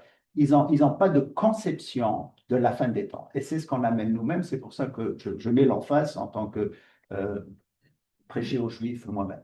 Donc, ils sont venus, ils m'ont demandé, je leur ai tout dit, d'accord? Et est-ce qu'ils ont accepté Jésus? Non, sinon la tête dure. Mais au moins, après l'enlèvement, ils vont avoir cette information. Et d'ailleurs, c'est pour ça qu'on donne beaucoup de Bibles. À chaque semaine, il y a 2 ou 3 groupes qui donnent plusieurs Bibles. Pourquoi on croit que ces Bibles vont jouer un rôle sur le temps de la tribulation? Après l'enlèvement, au moins les 144 000 vont avoir ces Bibles-là. Enfin, on n'a pas 144 000. Au fait, combien vous croyez qu'on a à Montréal des 144 000? OK, j'ai fait une statistique pour encourager le groupe d'évangélisation. J'ai dit, si on divise 144 000 avec le nombre de villes où il y a le plus de Juifs, on a au moins 1000 à Montréal. Ah, ils ont dit, OK, on y va. Là, ils y vont toutes les semaines. Et c'est vrai, on a à peu près 1000 d'entre eux, ils sont là, ils sont là-bas. Et c'est pour ça aussi qu'on fait des enseignements, qu'on les met dans YouTube, ils sont là, ils vont en Israël, on va essayer de aller de plus en plus en Israël, et ainsi de suite, pour au moins qu'ils aient cette information. Mais bien sûr, le Saint-Esprit va être là. Il va leur montrer ce qui se passe, mais au moins ils vont avoir les Écritures dans leur main. Une autre chose, c'est les Juifs ultra-orthodoxes. Oui. Croient qu'Israël, c'est pas la terre où ils sont. Ils croient qu'Israël, c'est un. Là, je me suis toujours demandé si vous ne croyez pas que c'est votre terre, qu'Israël, c'est un symbole. Pourquoi vous voulez demeurer en Israël et pourquoi vous opposez à ce qu'Israël fait en ce moment? Il y a quelque chose d'incongru dans ça. Oui, je ne sais pas s'ils croient qu'Israël n'est pas la terre. Non, ils croient, d'après ce que je connais de tous ces orthodoxes, ils croient que la terre est la terre d'Israël, mais ils ne croient pas que le gouvernement qu'ils ont en ce moment devrait être là. Pour eux, c'est seulement quand le Messie va venir qu'il va rétablir le bon gouvernement d'Israël. Alors c'est pour ça qu'ils sont en Israël, ils croient que c'est la terre sainte, mais ils ne respectent pas le gouvernement. Ils disent que c'est un gouvernement qui est athée. D'accord? Alors, et c'est pour ça qu'ils disent quand le Messie va venir, il va amener tous les Juifs en Israël, et c'est pour ça qu'il y a aussi des Juifs qui prennent le côté des Palestiniens, parce qu'ils croient que le gouvernement est athée, il ne devrait pas être là. Mais ils n'ont pas compris quelque chose, quand Israël est revenu en 1948, Dieu n'est pas allé chercher les religieux, il est allé chercher un athée. Et l'athée, c'est... non. Herzl. Herzl. Ouais, Herzl. Un athée. Et lui, il se plaignait, il disait, mais ils sont contre moi. Oui, parce qu'ils ne pouvaient pas aller chez eux, parce qu'ils n'ont pas encore cette croyance des prophéties, et ainsi de suite. Mais j'aimerais dire quelque chose aussi. Vous savez qui était un des meilleurs amis de Herzl? OK. C'est E.W. Bullinger. Bon, qui était E.W. Bullinger? Laissez-moi simplement vous dire qu'il a écrit un commentaire sur Apocalypse. C'est un homme qui est très, très instruit. Au fait, j'ai grandi moi-même avec lui et je ne savais pas, avec lui, c'est-à-dire avec ses écrits, mais je ne savais pas qu'il était un ami à Herzl. Et un jour, j'ai lu sa biographie et il dit dans sa biographie qu'il avait de longues marches avec Herzl et qu'il l'encourageait à aller en Israël. Ah, pour moi, c'est une révélation. Mais ce qui est d'extraordinaire, c'est que cette personne, Bullinger, est une personne comme vous, un gentil des nations qui aimait Israël. Et Dieu est allé utiliser ces personnes pour aider Israël. Il y avait une autre personne, Blackstone. Alors lui, Blackstone était aux États-Unis. À un certain moment, l'ONU avait donné une terre au Ouganda, à Israël. Et Blackstone avait écrit à Herzl, parce qu'il le connaissait. Il lui a dit non, il dit, la terre d'Israël est à toi, c'est écrit, regarde dans les Écritures. Et Herzl est resté en Israël. Je ne sais pas si c'est à cause de ça, mais il l'avait encouragé. Alors, nous voyons qu'on joue un rôle en tant qu'Église pour Israël. Et le rôle que nous jouons, d'ailleurs, en ce moment, vous savez, quand vous voyez un Juif et vous lui dites que vous aimez Israël, tout change pour ce Juif. Il va vous accueillir à bras ouverts. Pourquoi? Parce qu'ils savent que le monde se tourne contre eux. Et là, c'est pour ça qu'aujourd'hui, ils vont même prendre le Nouveau Testament. C'est la première fois. C'est à peu près 20 ans qu'on donne des Bibles. Et les Juifs n'ont jamais pris le Nouveau Testament. Dernièrement, c'est semaine après semaine, ils prennent des Nouveaux Testaments à la maison. Pourquoi? On ne sait pas. Ben, on sait. C'est le Saint-Esprit. Donc, il y a un mouvement. Donc, ces Juifs religieux, eux, malheureusement, ils vont contre la volonté de Dieu. Il faut dire. Ouais. Il y a beaucoup de théologiens qui croient Matthieu 24, c'est déjà arrivé avec la destruction du deuxième temps. Oui. Comment... Oui, c'est ce qu'ils disent. Alors, ça, c'est les amidianistes. Alors, il dit, et eux, ils vont, pour mieux comprendre, peut-être tu devrais voir le livre d'Apocalypse, il dit que tout le livre d'Apocalypse a été accompli, c'était la guerre de Dieu contre Israël. Donc, et la seconde venue, c'est allégorique. Jésus n'est pas venu, mais c'est l'Esprit qui est venu à Pentecôte. D'accord? Et c'est ce que les catholiques enseignent. Alors, l'Esprit est venu à la Pentecôte, et c'est là où l'Église croit qu'ils vont changer le monde. Alors, ils croient qu'au fur et à mesure qu'ils y vont, ils vont changer. Le monde va devenir catholique. Donc, c'est ça la théologie.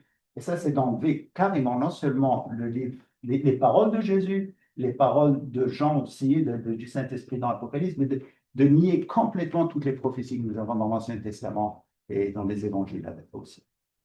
Donc, c'est ça qu'on appelle l'allégorisation. Et ce qui est faux. Et c'est pour ça, encore une fois, que l'Église, malheureusement catholique, vous savez, il y a beaucoup de croyants dans l'Église catholique, je vais vous le dire tout de suite, mais l'Église, la théologie elle-même catholique est contre et antisémite. C'est là d'où vient si tu veux, l'antisémitisme chrétien. Et les églises évangélistes ne se rendent pas compte qu'ils vont aller chercher la même doctrine, qu'ils adaptent la même doctrine aujourd'hui. D'accord? Ce qui ne fait pas de sens, c'est ça. À ce titre-là, est-ce que le pape, en ce moment, va dans cette direction?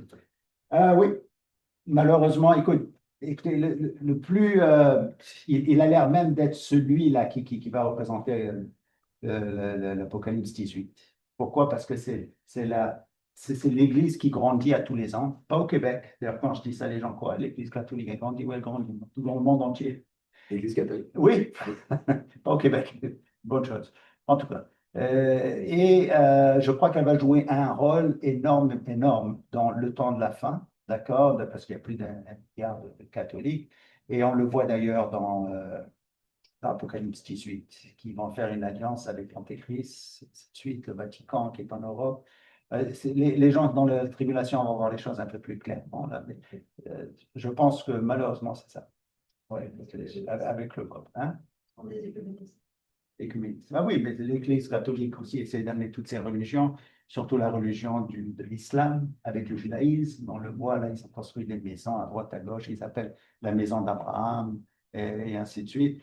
Et d'ailleurs, la construction du troisième temple qui s'en vient, qui est nécessaire pour la fin des temps, va probablement être encouragée par l'Église catholique. Ils aiment ça, aussi par les musulmans, par l'Arabie saoudite surtout. Parce que l'Arabie saoudite a les yeux sur le temple. Pourquoi? Parce qu'ils ont déjà la Médina et l'autre. Les deux plus importants, des endroits plus importants pour l'islam, ils les ont déjà. Ils veulent avoir le troisième, qui est l'Al-Aqsa, la mosquée qui est à Jérusalem elle-même. C'est pour ça qu'ils sont très amis avec Trump. Et enfin, il y a quelque chose qui se passe là-dedans. Et Trump veut qu'il rentre dans l'accord d'Abraham, qui est très importante aussi. Ça, c'est une autre affaire. Alors, tout ça, ça va les amener à accepter la construction d'un temple. Mais ce temple-là, est-ce que ce n'est pas les Juifs qui doivent le construire? Oui. Alors, ça va être des Juifs qui vont le construire, ils vont accepter ça, et ils vont le construire exactement à côté. Il n'y a rien qui va être détruit, d'après la Mishnah, c'est-à-dire la loi orale, c'est juste à côté du Dome of the Rock. Ça va être juste à côté et ça va être construit d'après ceux qui veulent faire. Il faut que ça soit construit. Et c'est intéressant de voir aussi dans l'Apocalypse 11 que Dieu dit « Allez mesurer tout le temple, mais ne mesurez pas la cour des gentils. » Elle leur a été donnée. Mais qu'est-ce qu'il y a à la cour des gentils? Justement, c'est là où les musulmans sont aujourd'hui. Ouais, alors ça tombe très bien là. Alors, oui, c'est quelque chose, si vous n'êtes pas en Israël, c'est quelque chose de... Ils le savent, que le temple doit être construit. Aujourd'hui, les gens disent quoi? Le temple, c'est impossible, ça y est, c'est impossible. Oui, mais il faut qu'il soit construit. Jésus parle du temple dans Matthieu 24 avant sa deuxième venue. Paul le dit aussi.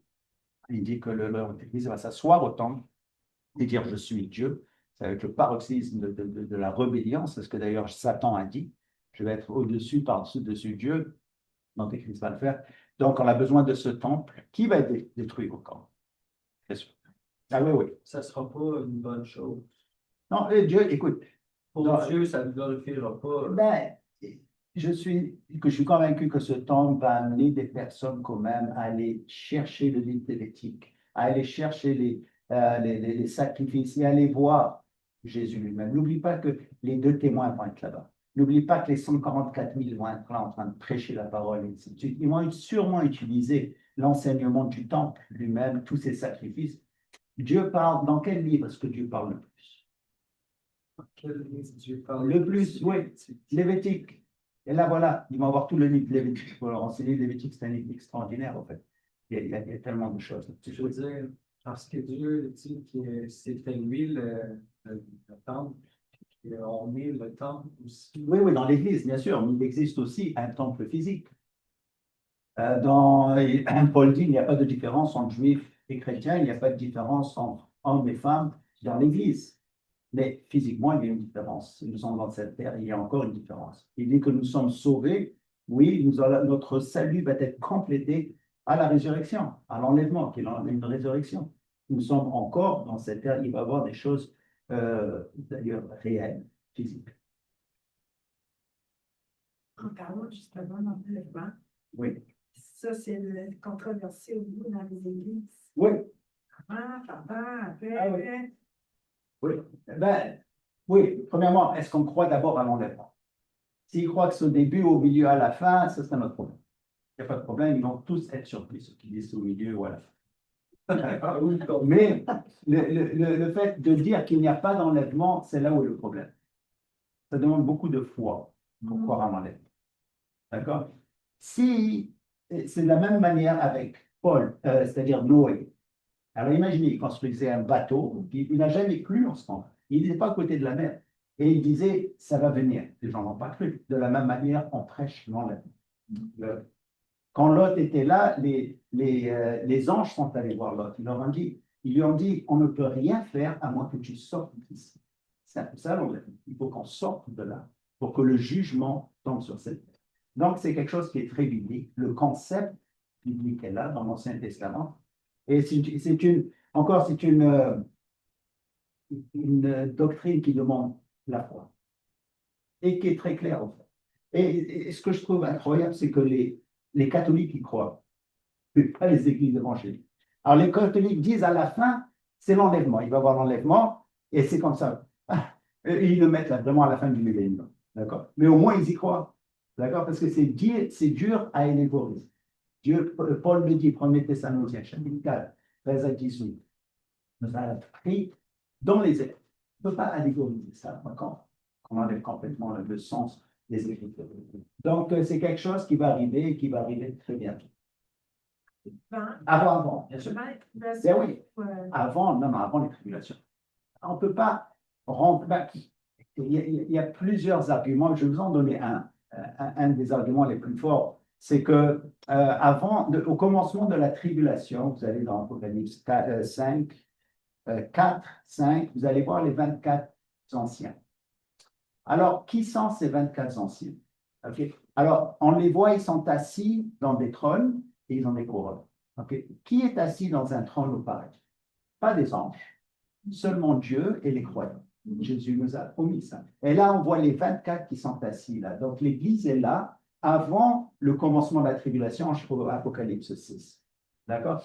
Et on les voit là. Et pourquoi 24? Parce que Dieu, évidemment, c'est-à-dire avait inspiré à David de diviser c'est-à-dire la tribu de Lévi en 24 différentes sections pour que chacun ait au moins 2 semaines chaque année pour servir.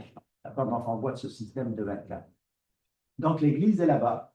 D'accord? Et l'Église n'est pas mentionnée du tout du chapitre 6 au chapitre 19. Le chapitre 19, elle revient avec Jésus. Donc, ce n'est pas normal, après avoir parlé tant de l'Église, que Jésus va oublier l'Église.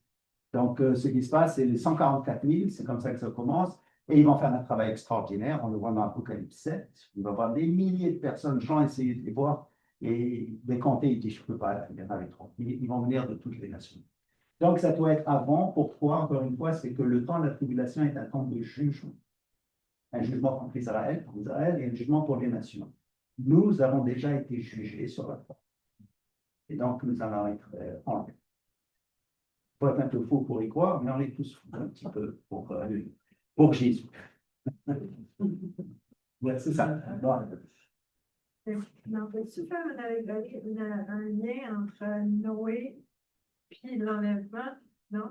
Oui, Dans bien le sûr. sens où il y a, Oui. c'est la colère de Dieu, là, Noé, Oui. là, mais Noé est protégé Oui. dans l'arche. C'est absolument. Il est par-dessus les eaux.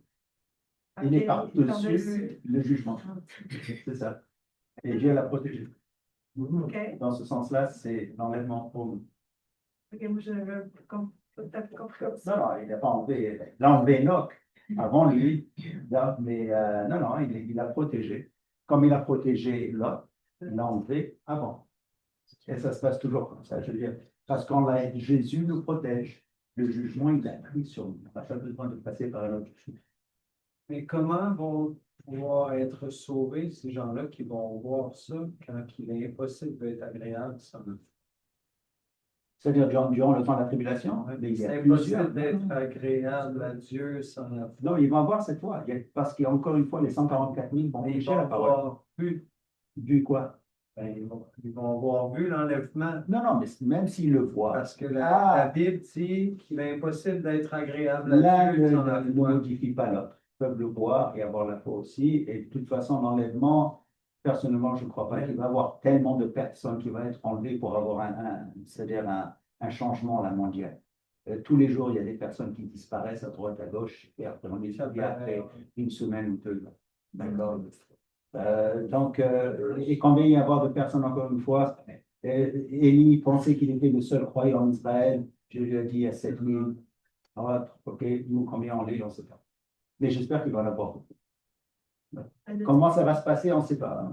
Dans le film, là, il peut y avoir des avions qui tombent, des amis qui restent. Et ceux qui vont rester, Oui, il y en a qui ont déjà entendu la parole. voilà. Il y en a qui ont déjà été à l'église. Voilà. Il y en a qui ont vu des parents ou des enfants qui ont suivi, qui sont plus là. Très bien. Eux autres, c'est Oui. eux autres qui vont être les plus touchés. C'est ça. Et c'est pour ça qu'il faut leur dire. C'est ça. Ouais. Il faut leur dire qu'un jour, si je ne suis pas là, c'est parce que c'est l'enlèvement. Et là, il faut leur faire clair ce que la parole. Ils vont se moquer de vous, mais ce n'est pas grave, ça va. Moi, j'ai un petit pamphlet Ah oui? dans l'entrée, dans un plastique, les enfants ne savent pas. Ah, Ça veut dire que si je pars, ils vont le trouver. Ah. Puis ça explique si je suis plus là, Bravo. aussi, en espérant que. mais vous pouvez leur dire aussi. Oh oui, mais Oui, d'accord, en plus. Ouais. je suis plus là. Très bien, super. Mais les enfants vont être enlevés. Oui, alors ça, c'est un problème. Oui, d'après moi, les enfants vont être enlevés aussi. Comment ça va se passer, je sais. Je sais, ils ne donnent pas de détails. D'accord? Et c'est pour ça que je crois que tous les enfants qui meurent vont au paradis. C'est ma conviction. Est-ce qu'il y a un mot enlèvement en hébraïque et littéral? Ça veut dire qu'il y a vraiment. Oui, ben, c'est-à-dire en grec. Il n'y a pas de mot en hébreu. En grec, rapturo, c'est littéral. Paul en parle comme ça, c'était quelque chose de littéral qui va arriver. Et d'ailleurs, tous les chrétiens croyaient en l'enlèvement. C'était quelque chose qu'on leur avait enseigné dès au départ. Et c'est pour ça que dans 1er Thessaloniciens, ils ont écrit à Paul, ils ont dit, attends, tu nous as dit qu'il va y avoir un enlèvement, mais il y en a qui meurent. Alors Paul, il leur dit, ne vous inquiétez pas, verset 13, il leur dit, eux, ils vont ressusciter avant nous. Et nous, on va les suivre. Et là, il parle d'un mystère révélé. Mystère dans la Bible, le Nouveau Testament, ça veut dire que c'est quelque chose qu'ils ne savaient pas dans l'Ancien Testament. Alors il dit, il y a cette nouvelle révélation, il dit voilà, et évidemment, ça dure déjà depuis 2000 ans. Ils attendaient à l'enlèvement dans leur temps, on le voit dans 1 Corinthiens, chapitre 15, qui est le chapitre de la résurrection, il dit, nous allons être enlevés. Alors, il attendait dans son temps. Et c'est correct. De toute façon, notre enlèvement est quand? Regardez l'âge qu'on a déjà, pas mal avancé. On va être enlevé bientôt. J'aimerais comprendre comment la doctrine, c'est la première fois que j'ai entendu que les catholiques ont cette doctrine-là de l'enlèvement. Oui. j'ai été, quand j'étais jeune, à l'Église Ah, ils catholique, m'ont mais, peut-être pas enseigné. je ne me sens pas avoir entendu ça. Oui, oui. Oui, oui, c'est dans leur théologie. Au fait, alors durant les derniers 2000 ans, il y avait deux juifs. Alors des juifs qui étaient croyants. D'ailleurs, ils ont disparu dans l'histoire. Mais ces deux juifs sont devenus des jésuites. Ils ne se connaissaient pas. Mais un surtout, il avait dit oui, l'enlèvement, mais ça va arriver avant la deuxième venue de Jésus. Alors, ça a détruit toute la théologie et l'Église catholique l'a renvoyé. Et il est allé en Israël. Alors, j'ai oublié son nom, mais son livre est encore en vente à Amazon. Ouais, là-dedans. Alors, ce juif, il dit non, non, c'est l'enlèvement, on le voit à la première Thessalonique. Lui, il enseignait cette Il a enseigné, il l'a renvoyé, oui. Mais ce que l'Église catholique enseigne en ce moment, c'est quoi? C'est ça, que ça va arriver au millénium. Ah, OK. Après, à la fin du millénium. C'est ça. C'est pas Émile Guerre. Non. Non, c'était un. Israël a fait beaucoup d'archéologie présentement. Ils ont excavé le chemin du pèlerin et la piscine de Siloé. Oui, ça, on l'a vu. Et vous avez parlé hier de la porte de l'eau qui donne vis-à-vis de qui donne sur le chemin du pèlerin. Oui, oui. Alors, ça, c'est vraiment fascinant. C'est quelque chose. Ouais. Alors, on parlait de Watergate. Alors, c'est la porte de l'eau. La porte de l'eau. Mais ça, c'était surtout vers le temple. Oui, mais le chemin s'arrête. Le chemin, c'est ça. Ouais. Et ils s'arrêtaient là-bas. Ouais, on a vu d'ailleurs la piscine de Siloam. Oui. Oui, la dernière fois qu'on est allé en Israël, ils l'ont même agrandi. C'est quelque chose d'aller là, de voir ça. C'était là où l'homme né aveugle est allé, il s'est nettoyé les yeux. On a marché dans l'eau sur la partie avant qu'il escave le Siloé. Oui. Il y avait un petit morceau de rien. Oui, de rien, ouais. Mais on s'est trouvé là, puis on pensait qu'on était à la bonne place. Mais non, mais finalement, ils ont découvert ça plusieurs années après. D'accord. Ouais. C'est bien. Qui est allé en Israël? Ah, ben oui, toi, je sais. C'est super. Quand il va y avoir la tache rousse, il va y avoir tout ça. Oui. Mais il est dit que le retour, l'Antichrist va rentrer dans le temple. Oui. Il va rentrer dans ce prochain temple-là qu'on va construire. Et il va rentrer dans le Saint des Saints. Parce qu'ils vont consacrer une place. Oui. Il va devenir saint. Et là, il va violer ça. C'est ce que Paul dit. Qu'ils vont s'asseoir, il va s'asseoir et dire « Je suis Dieu ». C'est là où il va faire. Probablement rentrer dans le Saint des Saints, qui va être vide d'ailleurs, parce qu'ils n'ont pas l'arche l'arche elle-même. Tout ça va être une coquille vide, réellement. Oui, c'était une coquille vide au temps de Jésus aussi, parce qu'ils n'avaient pas l'arche. Donc l'arche n'est pas nécessaire. Il y en a beaucoup qui disent il faut qu'il la trouve avant. Non. Jérémie a dit vous n'avez pas besoin de l'arche. Ouais. Oui. Quand on était en 2019 en Israël, j'ai acheté encore un avion du temple, du troisième temple. Oui. Ils ont tout le plan. Oui. Non, mais je crois que ce que tu as, c'est qu'eux, ils veulent le mettre par-dessus le Dome of the Rock. Ouais. Mais ça, c'est les ultra religieux. Mais non, ça va être à côté. C'était parce que le nouveau temple, le plan, comment le nouveau temple va être construit. C'est ça. Ils s'imaginent qu'ils vont faire sauter le truc, mais ça ne marche pas comme ça. Dieu dit d'ailleurs, ne mesure pas, c'est à eux. Mais est-ce qu'il fallait, il me semblait qu'il fallait aligner la porte dorée avec jusque dans le lieu saint, à partir du mont des Oliviers, on voyait jusqu'à l'autre bout. C'est exactement ça. C'est ce que la Mishnah dit. Oui. Alors, mais justement, il y a la porte de l'Est qui est là, on va dire, et le Dome of the Rock est à côté. Donc, il faut qu'il le fasse à côté. Et il y a assez d'espace pour faire un temple là. Parce qu'il y aura besoin d'aller vis-à-vis cette porte-là, de toute façon. Oui, mais exactement. Et c'est ce qu'encore une fois, l'histoire, la Mishnah le dit. C'est vis-à-vis. Entre le mur des lamentations et le dôme. Tout à fait. La porte dorée. Alors, la porte dorée donne directement à la porte du temple. Oui. Alors, quand ils ont d'ailleurs sacrifié la vache rousse, D'accord, c'était juste vis-à-vis de cette porte et la porte du temple. Et c'est là où je crois que Jésus était assis quand il a donné cette prophétie de la fenêtre. Et ça, c'est la porte qui est fermée. Il y a un cimetière à l'avant. Ah oui, oui, ça c'est intéressant. Alors, devant cette porte, ils ont mis un cimetière musulman. Parce qu'ils disent que les Juifs ne n'iront jamais par-dessus un cimetière quand Jésus va venir. Voilà. Voilà. Donc, c'est intéressant. D'ailleurs, l'endroit qui m'a le plus touché, c'est quand j'étais, et d'ailleurs, ils ont une église là-bas, là, à cet endroit qui était par rapport à la porte de l'Est et la porte du temple éventuelle. Et quand on était assis là, croyant, enfin, je pensais justement à Jésus qui disait cette prophétie, ça c'était touchant de voir là, cet endroit-là. Et l'autre, on voyait que l'autre c'était quand même assez loin. Là. Et c'est là où ça va être construit. Ça, c'est un endroit, je ne sais pas si on est allé à cet endroit. Oui. Oui. Je le trouvais très spacieux. Oui. Parce qu'on a marché, on est Ah oui, l'endroit, ben oui. Oui. Non, mais dans l'église, dans le monde, c'est des oliviers. Non, c'était avec le groupe anglais. Okay. On va refaire la note pour aller. Nous, on est allé à l'Institut du Temple avec Marie Mascotte et on a vu les plans du Temple déjà. Hein? C'est bien. Les plans du Temple en 3D. On peut. Y a-t-il des questions? Les gens en ligne, une bonne question. Ils sont laissés de côté. Il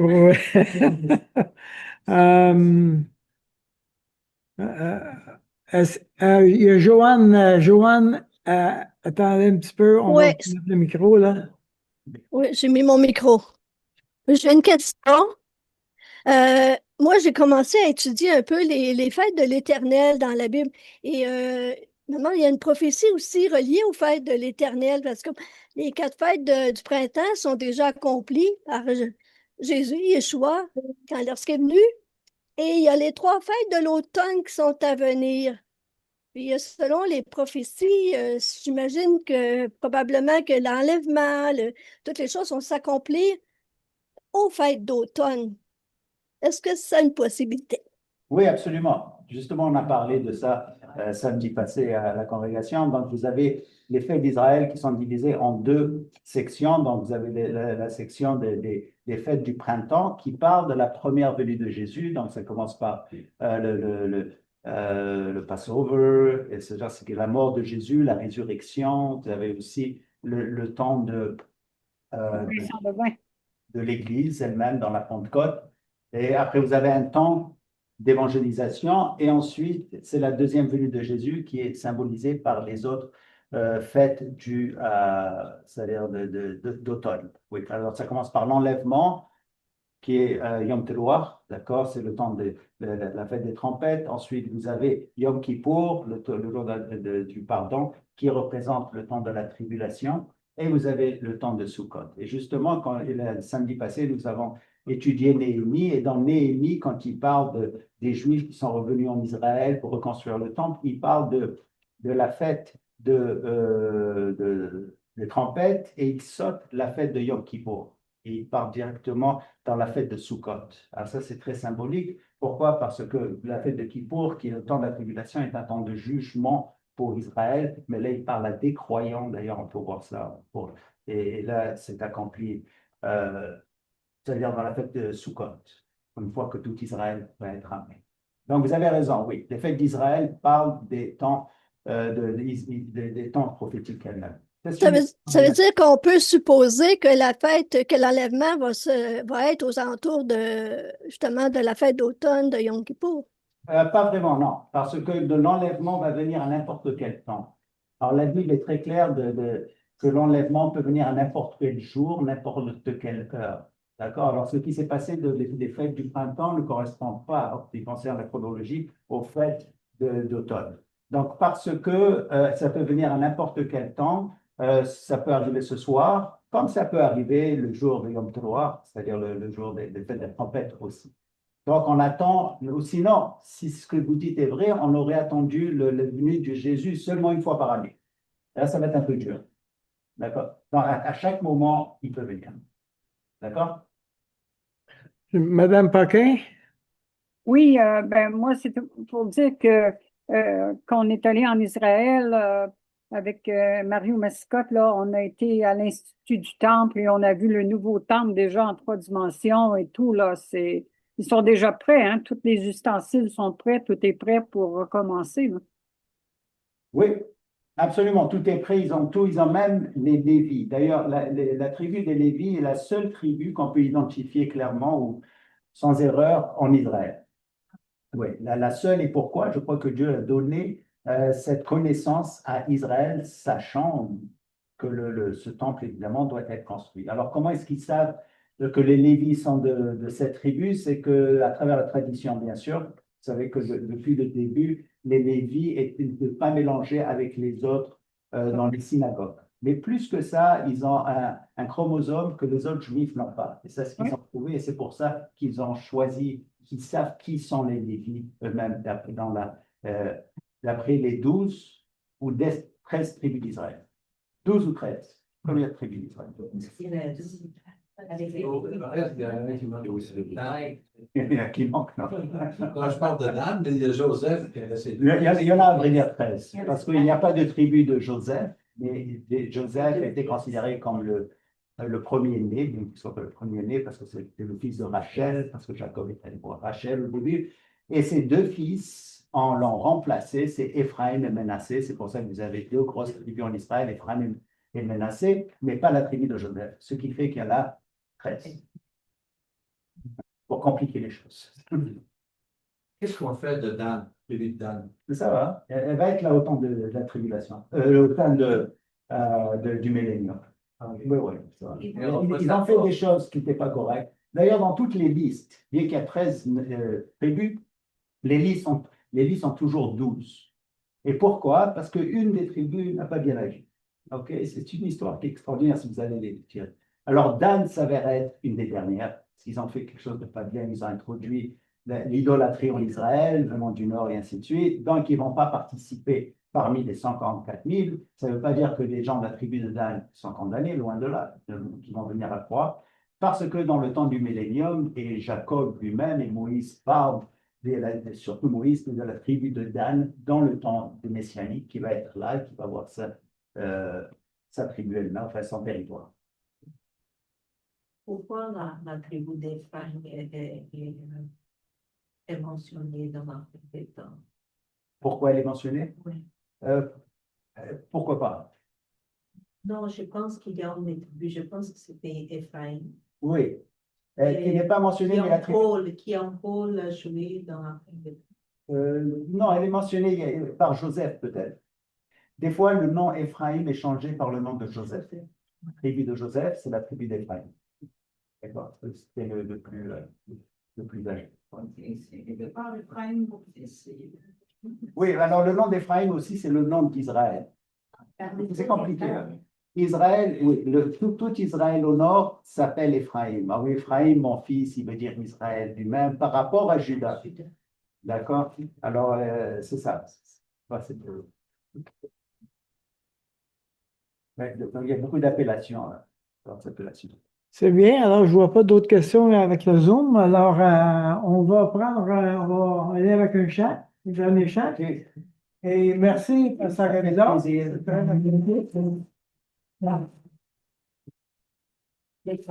Pour ceux qui sont sur Zoom, là, je vais vous jouer un petit peu tôt. Là. OK. C'est vrai. Je vais prendre la table et la porte va changer.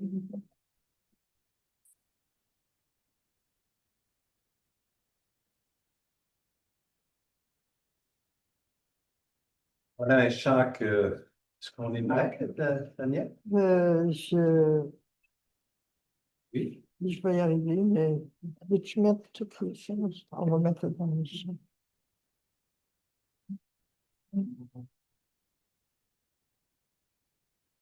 Ici. Oui.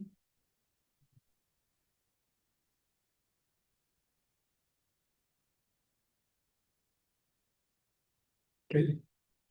C'est un chant que ma cousine Christine m'a montré, m'a chanté. C'est un chant qui nous parle pour nous, les croyants, oui, les temps sont difficiles, oui, il y a des choses qui s'en viennent, ça fait partie de la game, mais on met notre foi dans ce Sauveur merveilleux. Puis c'est un chant d'espérance, puis c'est sur lui. On a vu des choses qui étaient déliées, la foi, le Dieu, la parole. Ce chant le contraire. C'est là qu'on va s'attacher et que je vais laisser parler.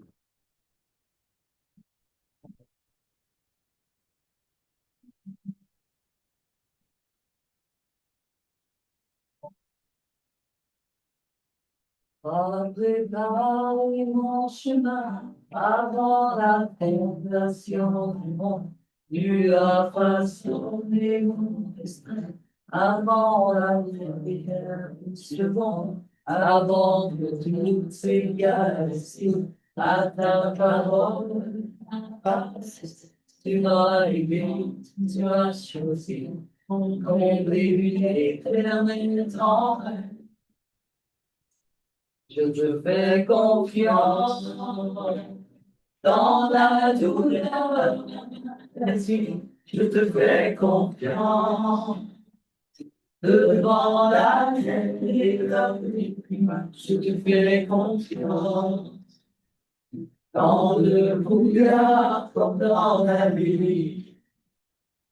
Je te fais confiance.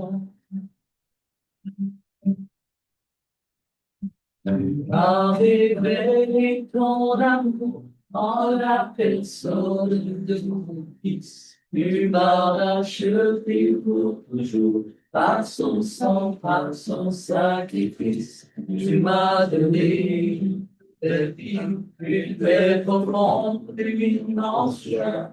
Tu m'as scellé de ton esprit, et tu produis ton fruit en moi. Je te fais confiance dans la douleur. Je te fais confiance devant la mer et le mépris. Je te fais confiance dans le brouillard, dans la nuit. Je te fais confiance.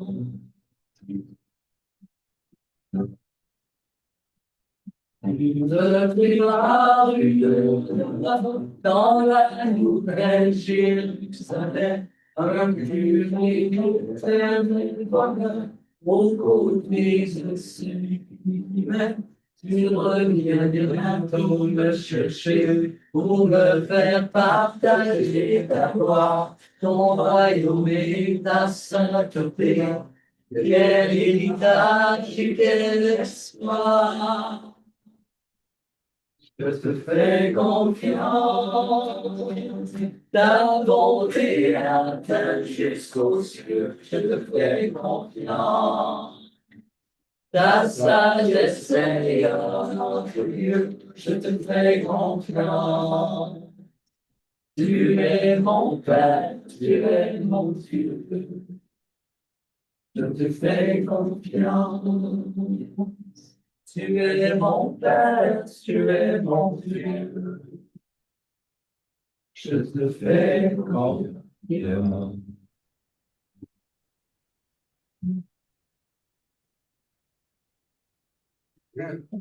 Merci, merci. Moi, je ne sais pas comment faire. Alors, Fermer ça. on veut vraiment louer le Seigneur pour le faire maintenant. Voyons ce qui va arriver dans l'avenir. On l'attend, n'est-ce pas? C'est notre espérance. On va terminer avec un mot de prière, si vous voulez bien. Seigneur, on voudrait te confier ce temps, que ce que tu as semé dans nos cœurs puisse grandir à ta gloire, que ce qui est grand, qui va grandir puisse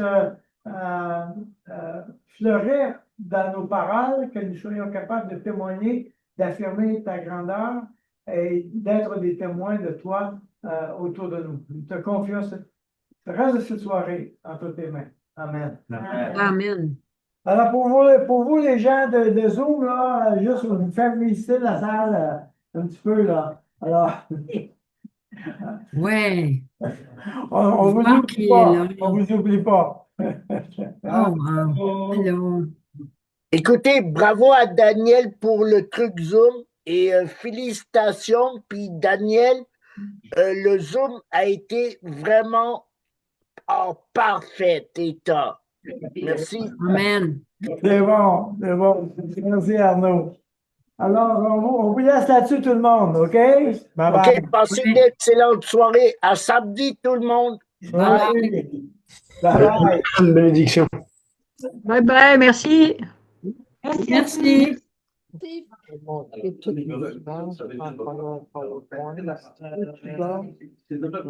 Arrêtez le diaporama. Oui, ça oui.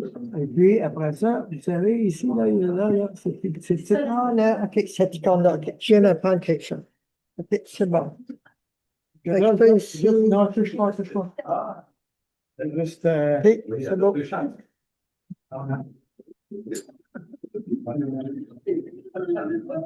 Les chambres, est-ce que vous avez ce que j'avais dit là, les chambres? Non, il faut les camper à l'autre bout. À l'autre bout, c'est juste ça. Ouais, je vois.